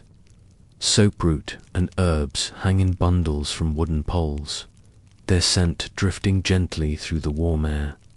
Sellers kneel behind their wares, often under makeshift shelters of reeds or canvas. There are no loud calls or bartering shouts here. The market is surprisingly quiet for its size. That is intentional. Aztec markets, particularly Tlatelolco, were regulated by custom and law. Haggling was discouraged, if not outright forbidden. Prices were set by market officials. Disruptions, whether by argument, theft, or fraud, were swiftly punished. The merchants are mostly calm, patient. They come from across the empire, some from the southern rainforests, bringing vanilla, rubber, and tropical birds, others from highland towns, offering obsidian, clay pottery, and mead. Still others paddle across Lake Texcoco with produce from the Chinampa's bundles of maize, baskets of beans, dried fish, frogs, or even insects for eating. All of it is welcomed, all of it catalogued. In one corner of the plaza stands a group of official judges, plainly seated on low platforms under awnings. They hold staffs of office and small codices for recording grievances. Their eyes scan the crowd. If there is a disputed claim of cheating, or a trader without proper permission, they are summoned. Their verdicts are quick, calm, and final. The market must not be disturbed. This is not a place of disorder. It is meticulously controlled. Even the units of trade are regulated. The Aztecs did not use coins. Instead, they relied on goods as currency, most commonly cacao beans, quarterly bundles of cotton cloth, and occasionally small copper bells or lengths of jade. A handful of cacao might buy a tamale, a small basket of beans, a day's worth of labor.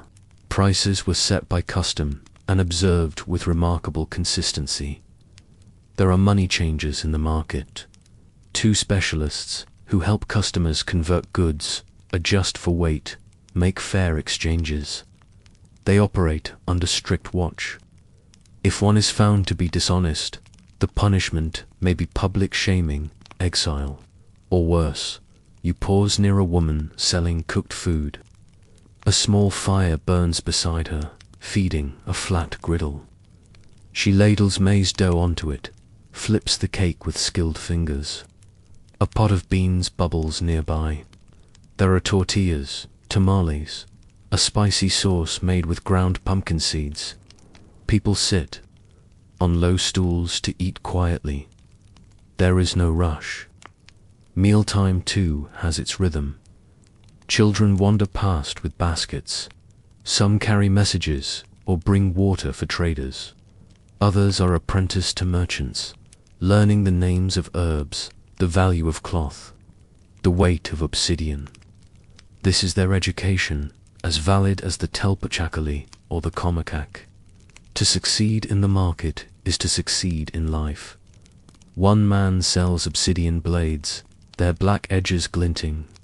Another offers painted codicized long strips of bark paper covered in careful glyphs.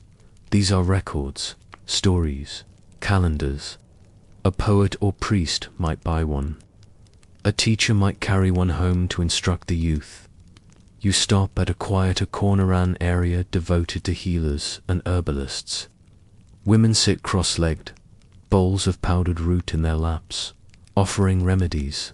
One holds a bundle of tlapatol, leaves said, to cool fevers. Another grinds a chia, an amaranth paste, applied for energy and strength. These are not superstition. The Aztec herbal tradition was deep, layered, respected. It formed the basis of healing across the valley nearby. A group of foreign traders, recognizable by their clothing and speech-and-load goods. They are from far-off towns, under tribute, perhaps Mixtec or Totonac. They speak with interpreters. Their faces are wary but calm. Trade, here, is politics. Tribute may be owed, but goods still move. The empire breathes through commerce. In the center of the market stands a raised platform used for announcements, ceremonial messages, and public punishment when needed. A trader who cheats or deceives might be called here, bound and humiliated, before the crowd. But such scenes are rare. The market's strength lies in its mutual trust, its repetition, its quiet cycles. For those who cannot afford to buy, barter is still common. A woman might exchange woven mats for firewood. A boy might trade dried fish for chilies. There is room for all. Wealth is visible some, where jade, jewelry, fine sandals, embroidered tunics but not flaunted. And when the day begins to fade, the shadows grow longer across the plaza. Traders begin to pack their goods. The scent of warm food lingers, but the fires burn low. Canoes arrive at the water's edge. Goods are loaded, paddles dipped. Porters bind their bundles with fiber, rope and hoist them silently onto their backs. The market begins to sleep, but it will wake again tomorrow, and the next day, and the next. Because Tlatelolco is more than a market, is a pulse. A gathering of the many peoples of the valley. A place of exchange, not just of goods, but of stories, alliances, knowledge. A mirror of the empire itself, diverse, disciplined, alive. Even the Spanish, upon arrival, were astonished. Bernal Dias del Castillo wrote of its size and order with something like awe. So many people, so many goods, so much peace. In a world before mass production, before factories, before highways, this was the center. A hub not of steel or coin, but of people and patience. Now let that hum fade in your ears, the murmur of voices, the soft brush of woven cloth, the quiet clink of jade against pottery. Let the market slip away into memory, orderly, balanced, rhythmic. You may not need anything from Tlatelolco today, but it gives you something anyway. Sleep now. The stalls are closed. The sun rises, but not as a ball of light simply drifting across a blue sky. In the Aztec world, the sun is a warrior, a divine force, locked in a constant, cosmic struggle. Each morning it rises, not because it must, but because it is victorious again, for now. Its path is not passive. It fights its way across the heavens, burning with divine blood. And when it sets, it does not rest, descends into the underworld to do battle once more. This is not time as you may know it. This is time as the Aztecs lived. It's sacred, circular, and deeply, deeply unsettling. To understand time in the Aztec world is to step into a realm where every moment is alive. Not just measured, not just named, but weighted with meaning. The future is not a blank page. It is already etched in glyphs. The past does not fade, it coils beneath the present, pressing its shape into each decision. The present, fleeting, fragile, always on the brink of dissolution. There are no ticking clocks in this world, no minutes counted, no hours arranged in a straight line. Instead, there are cycles, interlocking gears of cosmic time, turning together with a rhythm that is less mechanical than mythological. Let your thoughts slow now as we explore this world, where days were not just days, but beings, where your birthday foretold your fate, where the end of time was not an if, but a when. The Aztecs measured time using two main calendars, which existed not side by side, but entangled with one another. The first was the Tonalpahuli, the sacred calendar.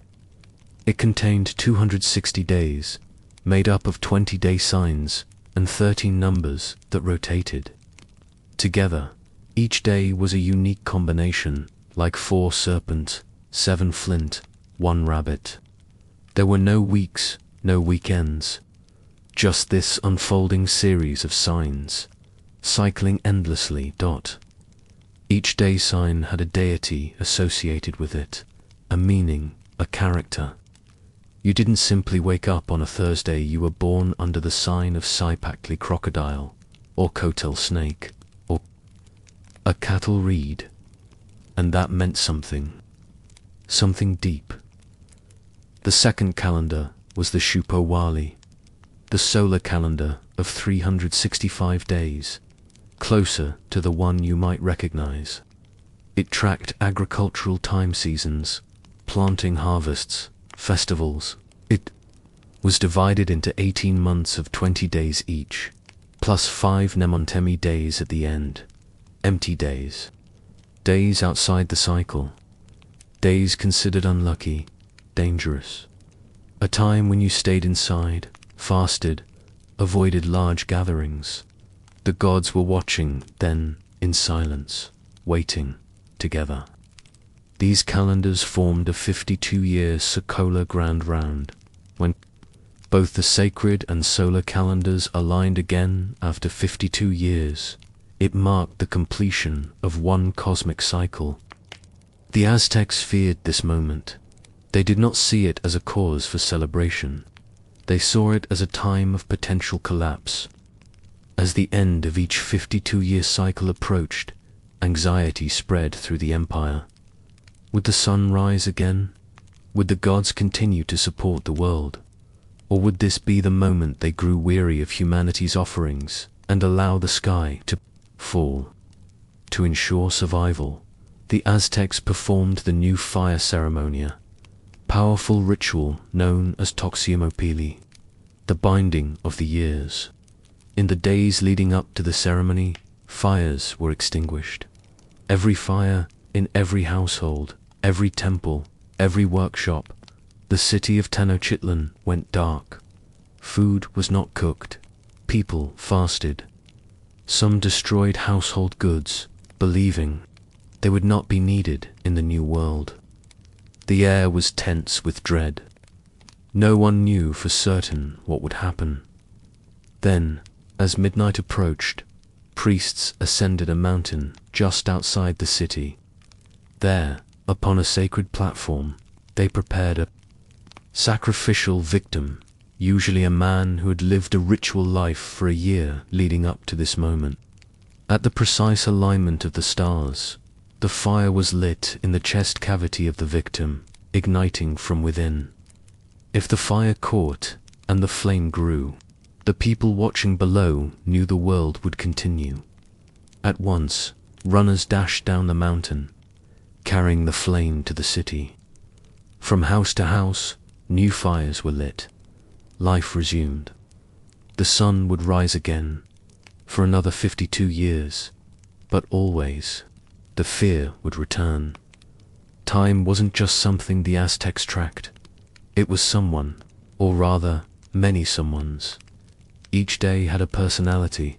Some were favorable, others cursed. Some were tied to rain, others to war, others to trade or healing. If you were born on a good day, you were considered lucky. If on a bad day, your fate was shadowed. Some children, born under ominous signs, were even ritually abandoned, left in temples, offered to the gods, not out of cruelty, but resignation. The calendar had spoken. Priests known as Tenalpok, those who count the days, were responsible for reading these signs. They interpreted birth dates, advised marriages, selected festival dates, and determined when sacrifices should be made. They did not guess. They read, they saw. Even rulers consulted day counters before wars or marriages. The calendar was not negotiable. The Aztecs believed we lived in the fifth sun, the fifth creation of the world.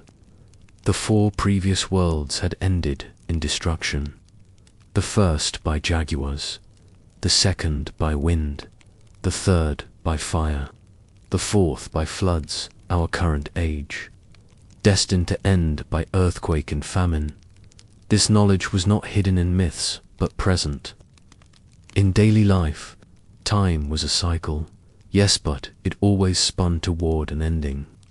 Every festival, every ritual, every drop of blood spilled on temple stones was part of a contract. A promise: we will keep giving, if you will keep the world alive. The gods were not cruel, but they were tired, and they remembered.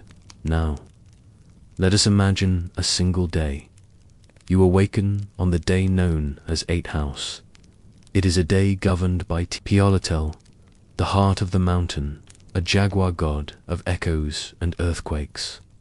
The day is said to be strong for introspection, for healing, for remembering what lies beneath the surface.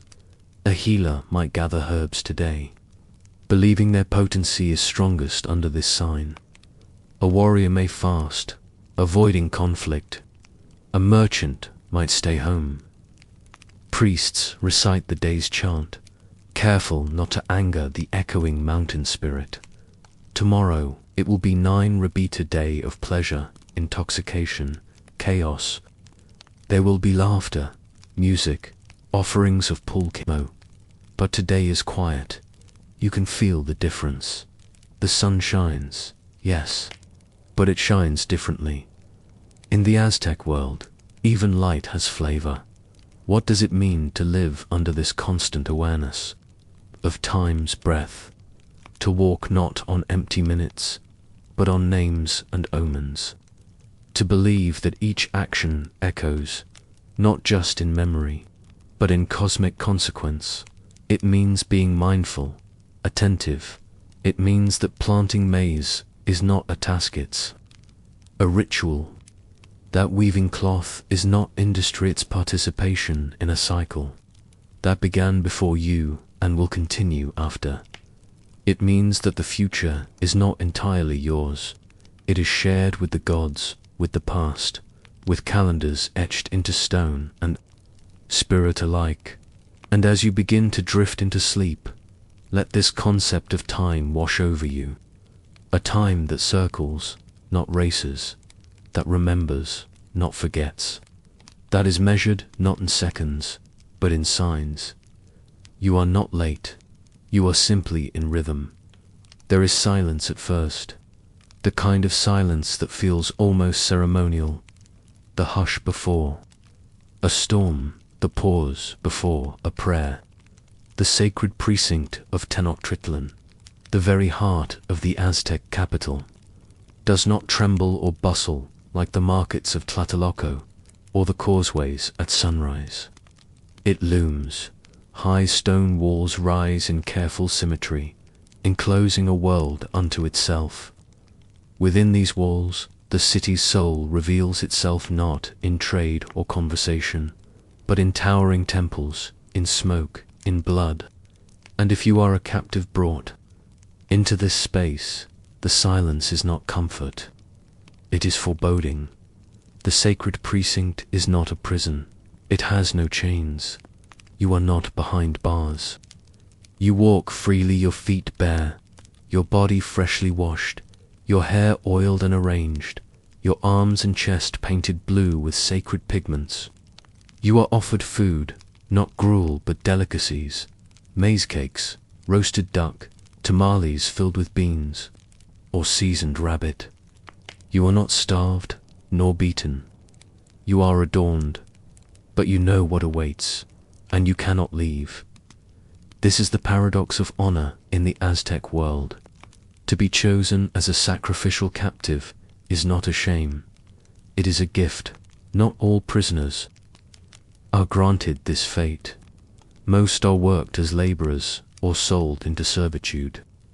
But if you were brave in battle, if you were captured by one who seeks prestige and praise, then you are brought to the sacred precinct not to be punished, but to be completed. The Aztecs did not believe sacrifice was murder. They believed it was transformation.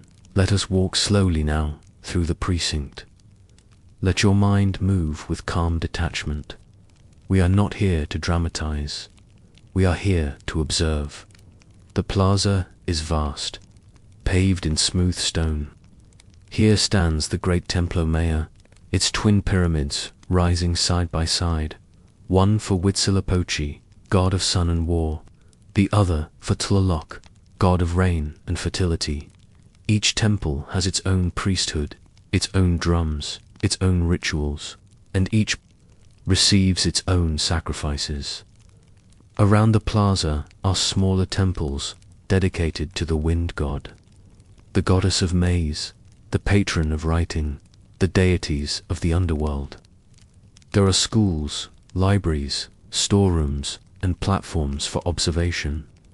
Sacred gardens grow herbs for medicine and ritual use. There is beauty here, order, harmony, and at the center, always, is ritual. You, the captive, are watched, but you are not taunted, you are not mocked. Instead, you are treated with a kind of reverence.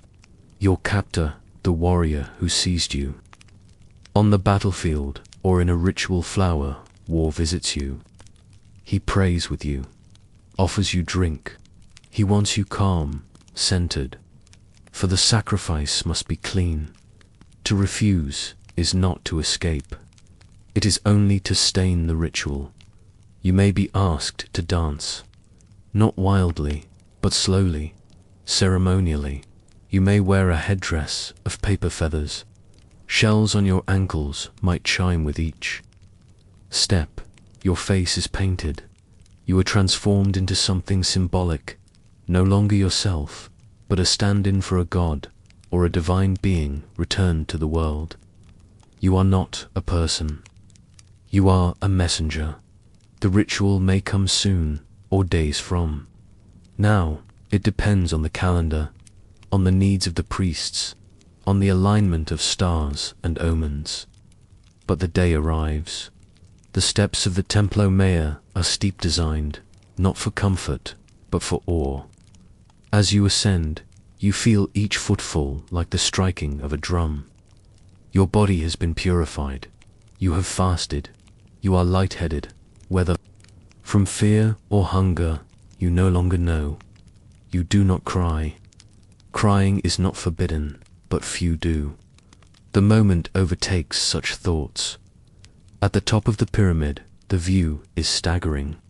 The entire city stretches out canals glinting like veins. Chinampas stretching toward the horizon, distant mountains embracing the lake. The wind brushes your skin. The scent of copal hangs heavy dot here. The priests are ready. They wear black or white, or red depending on the god being honored. Their faces are painted with ash or ochre. Their hair may be matted with dried blood from their own acts of penance.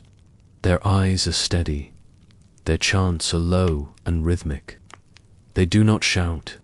There is no frenzy. This is not violence. This is structure. The drum begins, and then it happens. We will not linger here in the exactness of the act.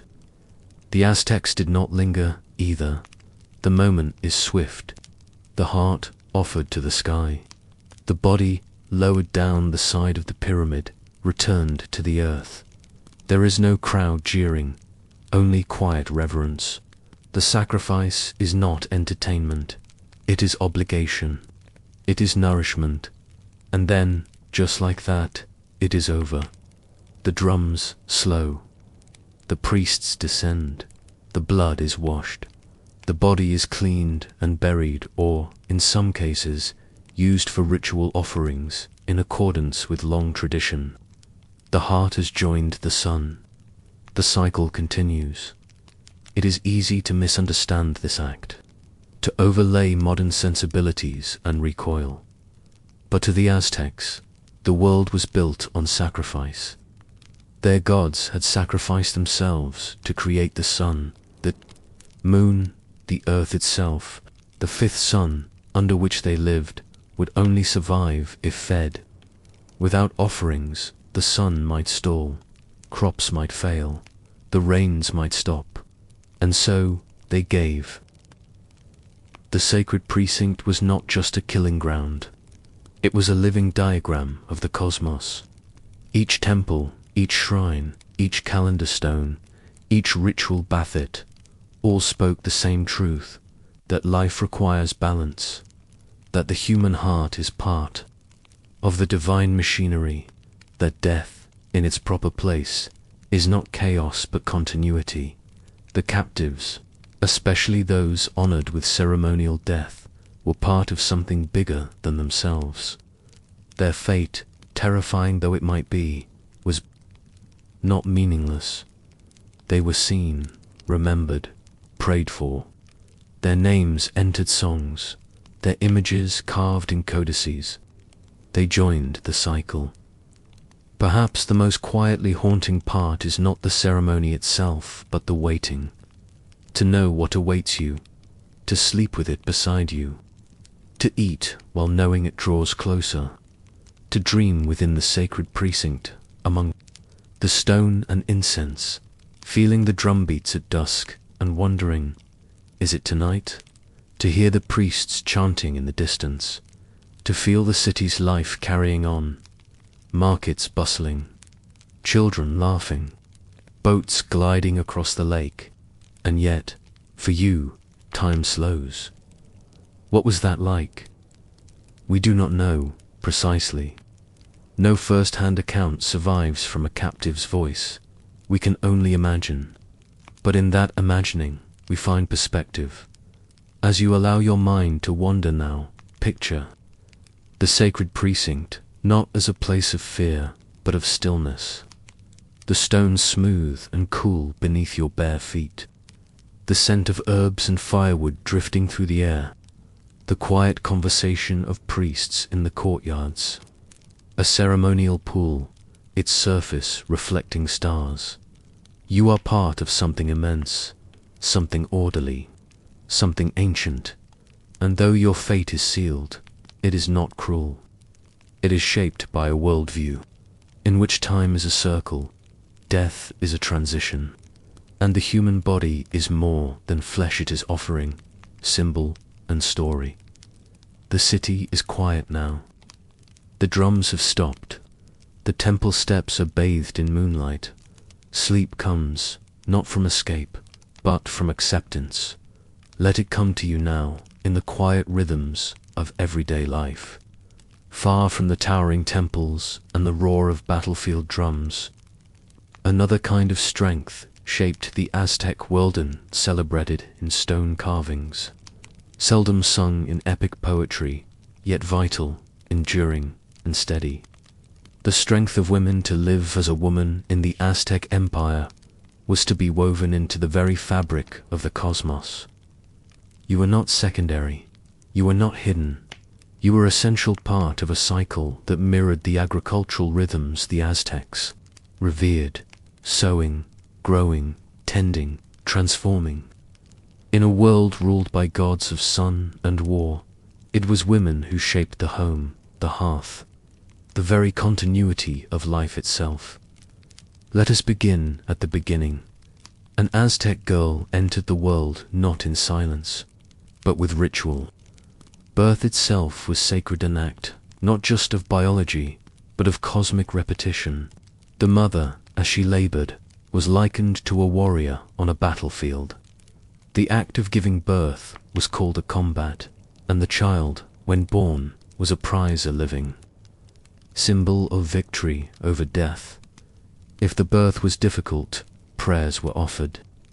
Midwives chanted and gently massaged the mother. The newborn was bathed in water, blessed by the gods, held to the 4 cardinal directions, and named according to the sacred calendar. Each name held meaning, a day sign, a fate, a link to the gods. For a girl, the name often reflected nature or domestic strength. Names like Xochitl flower, Citlali star, Malinali grass spoke not of weakness, but of endurance and grace.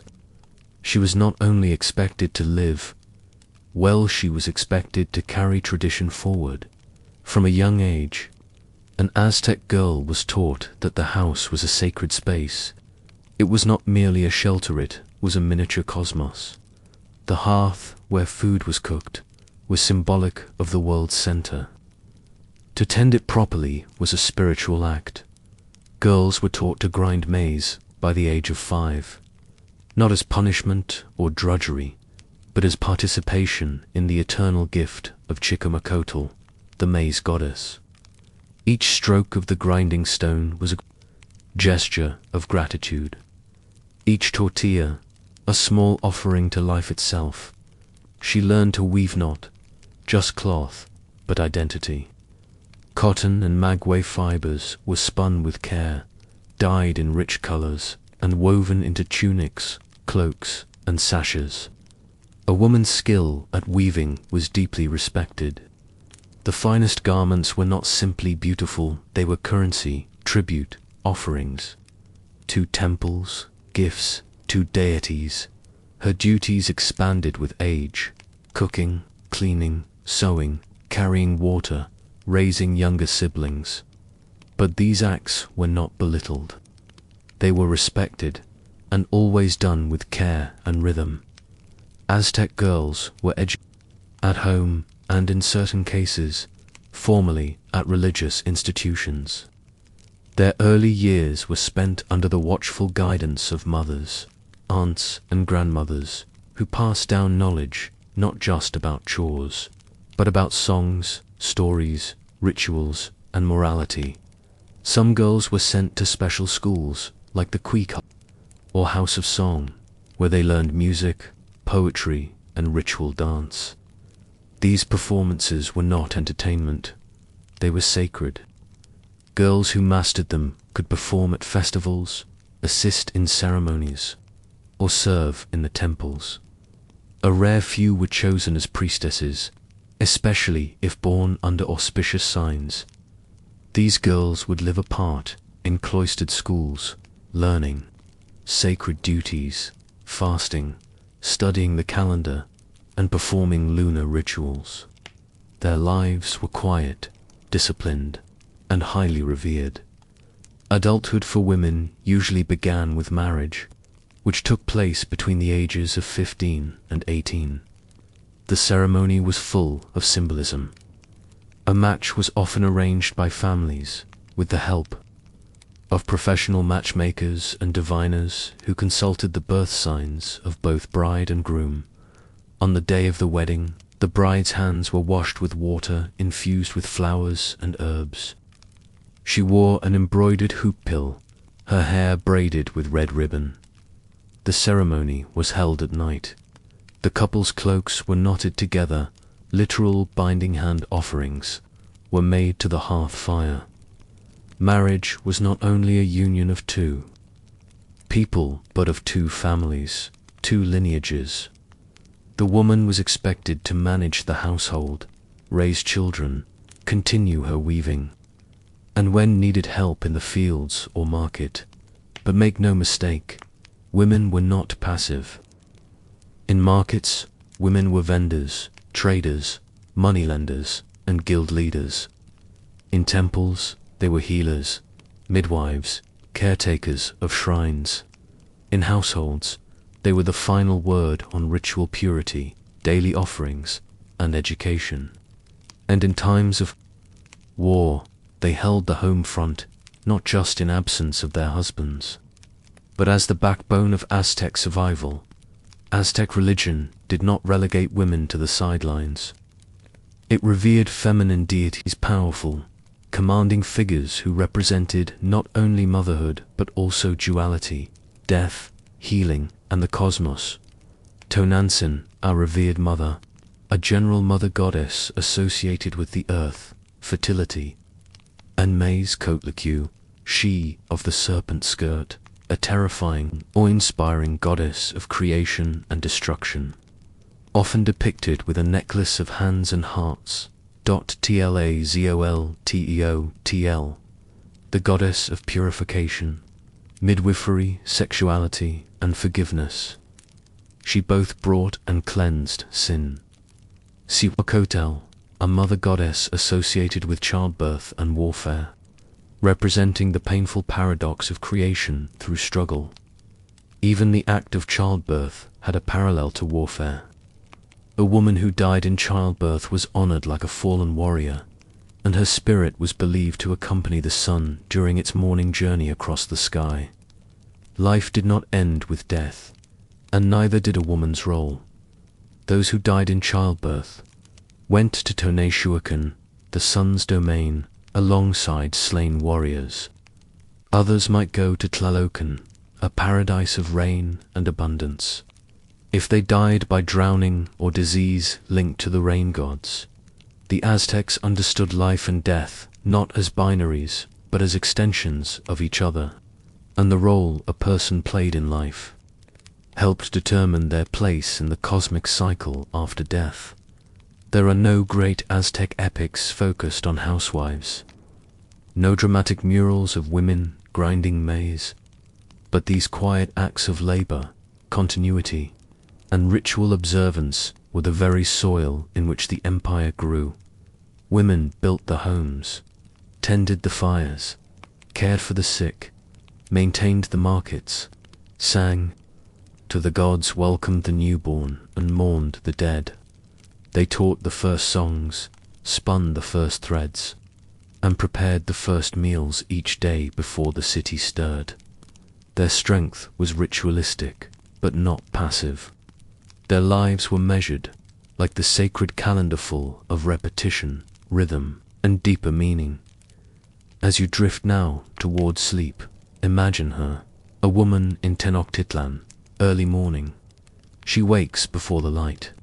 The coals are still warm from the previous night. She adds, with gently, places the griddle over the flame. fetches maize from the basket, begins to grind. The sound stone on stone is soft, steady, a lullaby of labor she sings to herself, perhaps to her child still curled on a mat nearby. She stirs the she braids her hair, she folds the cloth. Outside, the city begins to stir, but for now, in this moment, she is the center of the world, and it continues. Because of her, there is a court not large, not as grand as a temple, but ancient in shape and rich in meaning. It is sunken into the earth, lined with stone walls that curve slightly inward. At each end, halfway up the walls, are round stone rings, not like hoops, not like goals, but portals of purpose. There are no bleachers, no shouting crowds, no concessions, mascots or vendors, but still, the space feels alive. This is the boar court, the Tenochtitlán, a sacred place. It is not a playground. It is not merely entertainment. It is ceremony, drama, symbol, and in the Aztec world, it was far more than a game to the untrained eye. The Aztec ball game might seem like a form of ancient sport, perhaps the Mesoamerican version of basketball or soccer, a ball, a court, teams competition. But this would be a misunderstanding. The game, known across Mesoamerica by different names, Lamolestli in Nahuatl, was not designed for fun. It was not for casual players or festive occasions. It was deeply tied to religion, politics, and cosmology, and it could be deadly. The ball itself was made of solid rubber, often weighing 6 to 9 pounds. Dense, heavy, and without the bounce of modern, inflated balls. It was propelled not with hands or feet, but with hips, elbows, or shoulders.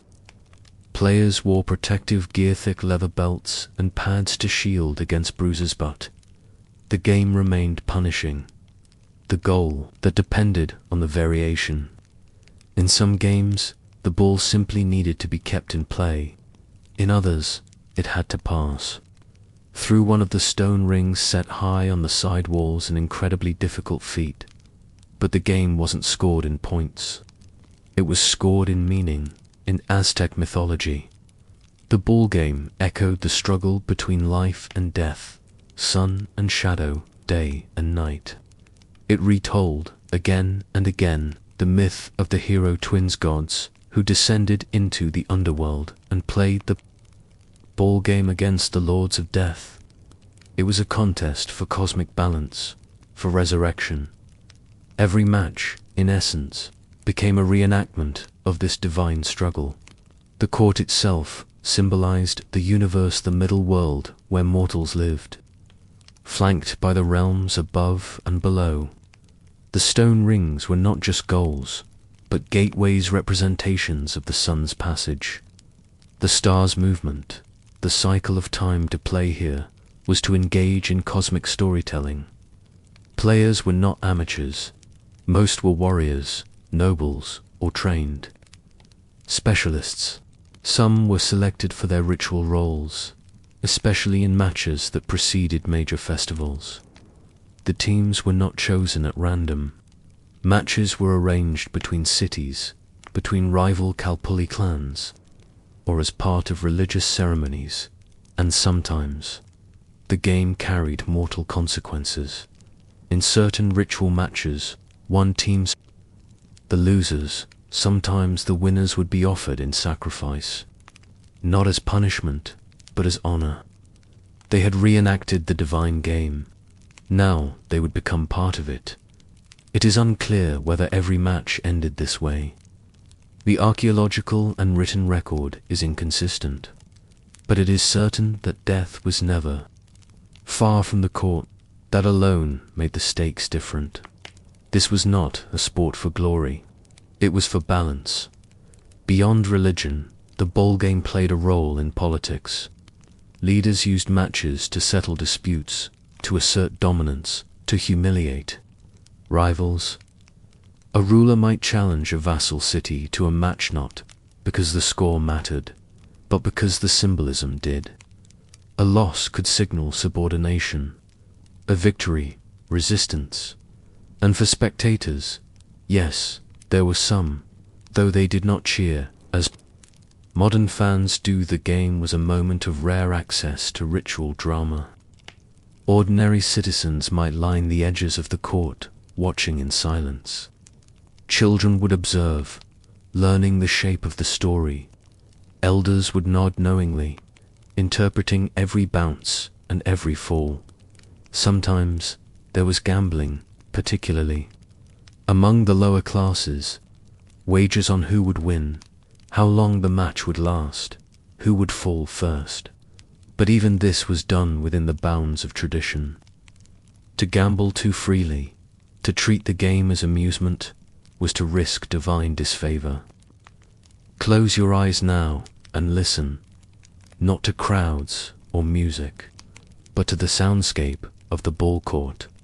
A low drum beat begins steady, guiding. A priest strikes a huetel, its hollow voice echoing across the plaza.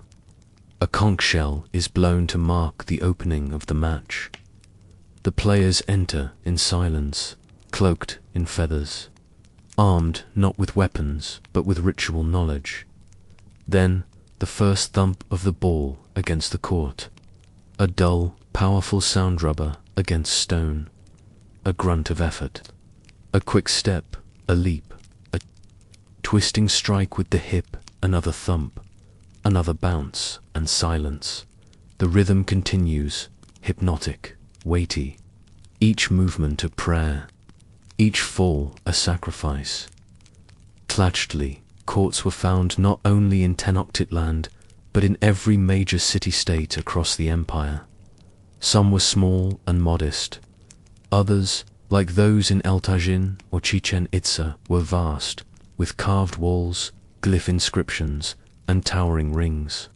Some had murals depicting gods and warriors. Others bore traces of blood in the stone gutters. The Aztecs did not invent the ball game. It had existed for over 1,000 years before them. But they gave it new meaning, folding it into their imperial ideology, their theology, their sense of time, to be a powerful city. One had to have a ball court to be a true noble. One had to play to be remembered. One had to fall. Even the ball was sacred. Rubber was harvested from distant tropical forests, mixed with herbs and resins, shaped and cured with care. Some balls were adorned with symbols, others were painted. They were not toys. They were celestial bodies, moving across the court like stars across the sky. The rings, those small, carved stone circles high on the walls, were nearly impossible targets. In some versions of the game, a player who managed to pass the ball through the ring ended the match immediately. It was not expected to happen. When it did, it was a moment of awe. The court's shape, often an I or double T, mirrored cosmic patterns, dualities of life and death, light and dark. Each line, each boundary, was significant. Let your imagination return now to a ball court at dusk. The match has ended. The priests have spoken. The players bow and leave the field. The drums stop. The wind moves softly through the empty stone corridors. A single ball lies still at center court. You do not know who won. That was never the point. What mattered was that the game was played, that the story was told, that the gods were satisfied. Time continues. The sun sets behind the temple pyramids. The lake glows with evening light, and deep in the silence of the court, you feel the weight of centuries, not heavy, but firm, assured. Even in the quietest places, stories are told. Even in games, the world is kept whole. There is no sterile light, no clatter of metal trays, no hum of electric machines. Instead, there is a small room, low-ceilinged and warm. A faint sweet-smelling smoke drifts through the air, curling upward from a clay bowl filled with burning copal. A gentle breeze slips through reed mats in the window. Bundles of herbs hang from the walls, dried aromatic, waiting in the corner. A patient lies quietly on a woven mat, breathing slowly. Their head is elevated on a folded cloth. Beside them, a healer calm, focused, unhurried places her fingers gently on their arm, feeling for rhythm, for warmth, for what the body says that words cannot. This is the world of Aztec medicine, a world built not only on observation and plants, but on balance, spirit, and ritual. The Aztecs called their physicians Tenochtitlán, a term that implies more than medical knowledge. A Tenochtitl was a healer, a diviner, a counselor, and often a spiritual mediator. Most were women, though many men practiced as well. They were trained not only in herbs and anatomy, but also in cosmology, astrology, and the rhythms of the sacred calendar. To treat illness was not merely to address the physical symptoms. It was to understand the full person, their dreams, fears, omens, and day sign. The body and spirit were woven tightly together, and to untangle one, the other had to be soothed. A Tenochtitl did not wear a white coat. She wore simple garments, often decorated with herbs or symbols of healing.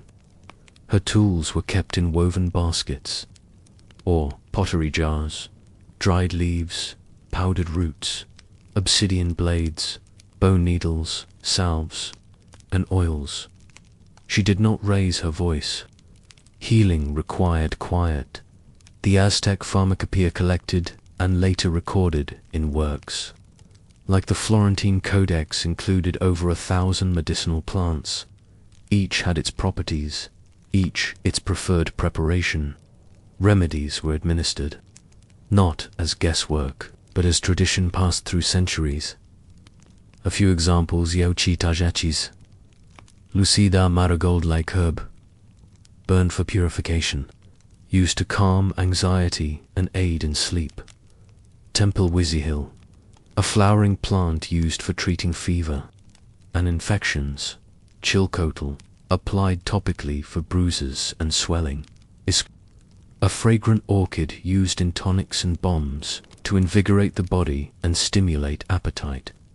Copatli, a resin-bearing tree used for wound healing and cleansing. Taloch, a powerful hallucinogen used sparingly in ritual diagnosis, its use restricted. To the most experienced healers, medicines came as infusions, poultices, powders, and steam baths. Leaves were crushed and soaked. Roots were boiled into teas. Some ingredients were rare, traded across hundreds of miles. Vanilla copal, rubber, resins, feathers, and stone powders added to blends with great care. But healing wasn't just taken, it was given. Massage, called Tiamaketsalesli, was a respected treatment. Healers would knead muscles with oils, chant softly, or press specific points on the body known to be sacred or spiritually active. To sweat was to cleanse. To cleanse was to rebalance. The Temazcal, or sweat lodge, was central to Aztec health. These were small, domed structures built of stone or adobe, often located beside homes or temples. Heated with stones warmed by fire, they created a humid, enveloping heat. Inside, patients, sometimes alone, often with a healer, would sit or lie down as herbs were thrown on the hot stones. The steam, thick with the aroma of eucalyptus, marigold, or sage, filled the air. The body released its toxins, the mind its tension. The Temazcal was not only for sickness. Women used it after childbirth. Warriors used it after campaigns. Elders used it to ease aching bones. It was not a spa. It was a ritual chamber, a symbolic return to the womb of the earth, though less emphasized than herbal treatments. Surgery did exist in Aztec medicine. Small cuts were made with obsidian blades, razor-sharp and sterilized by fire. These were used to lance abscesses, release bad humors, or open wounds for cleansing. Bones were set, using splints crafted from reeds or bark. Dislocations were gently relocated with practiced hands. Dentistry was rudimentary but present. Some elites had decorative inlays in their teeth, small pieces of jade or turquoise, embedded into the enamel. Healers understood that cleanliness mattered. Wounds were washed with salt water, treated with honey or herbal paste, then wrapped in clean cotton cloth. Infection was recognized, even if bacteria were not. Not all illness came from the physical world. Some came from dreams, from imbalances, from unseen forces. A person could fall ill because they had offended a deity, stepped across a cursed path, or been struck by the evil eye. Healers would ask questions not about symptoms, but about what had changed. Had the patient dreamed of owls? Had they passed a crossroads without offerings? Had they eaten maize on the wrong day? To diagnose spiritual ailments, divination might be used. Healers cast beans, read stone patterns, or interpreted the movements of insects. Sometimes they used mirror bowls, filled with water or polished obsidian, to peer into the spirit world. Treatment might involve chanting, prayer, or ritual cleansing. Eggs might be rolled over the body to absorb illness. Incense smoke might be wafted over the head and heart. The healer whispered the name of a god, calling back balance. 2 moments defined Aztec life more than any other birth and death, and both were attended by healers. Midwives, often older women, were highly respected. They carried herbs to ease labor, used massages to align the baby, chanted to Tonantzin, the mother goddess. If the labor went well, the baby was bathed in warm water, blessed and named. If not, the midwife guided the soul into the next world, death. Too was not an ending, but a transit. Healers helped prepare the body, washing it, placing offerings, guiding the spirit toward the afterlife. The direction of burial, the items included in the grave, the prayers spoken, all were part of the healing art, not for the body but for the soul. Even today, across Mexico and Central America, the legacy of Aztec medicine endures. Traditional healers, called curanderos, still prepare herbal remedies. Temescals are still used. Copal still burns. In rural clinics and home altars alike, the ancient balance between body, earth, and spirit remains intact. What the Aztecs taught was not perfection but attention, a reverence for nature's gifts, a patience with the body's needs, a respect for the unseen. Let yourself settle now. Let the scent of herbs and warm stones drift gently across your thoughts. You are lying on a mat. A healer's hand is on your wrist, feeling your pulse. She says nothing. Her face is calm, lined by years of listening. A breeze stirs the edge of the thatched roof. You sip a tea, bitter but soothing. Your breath slows. You hear soft chanting. The world outside the hut grows quiet. You are safe, because here, sickness is not punished. It is not feared. It is simply part of being alive, and healing is not conquest. It is reunion with breath, with balance, with the quiet space within. Asterisk,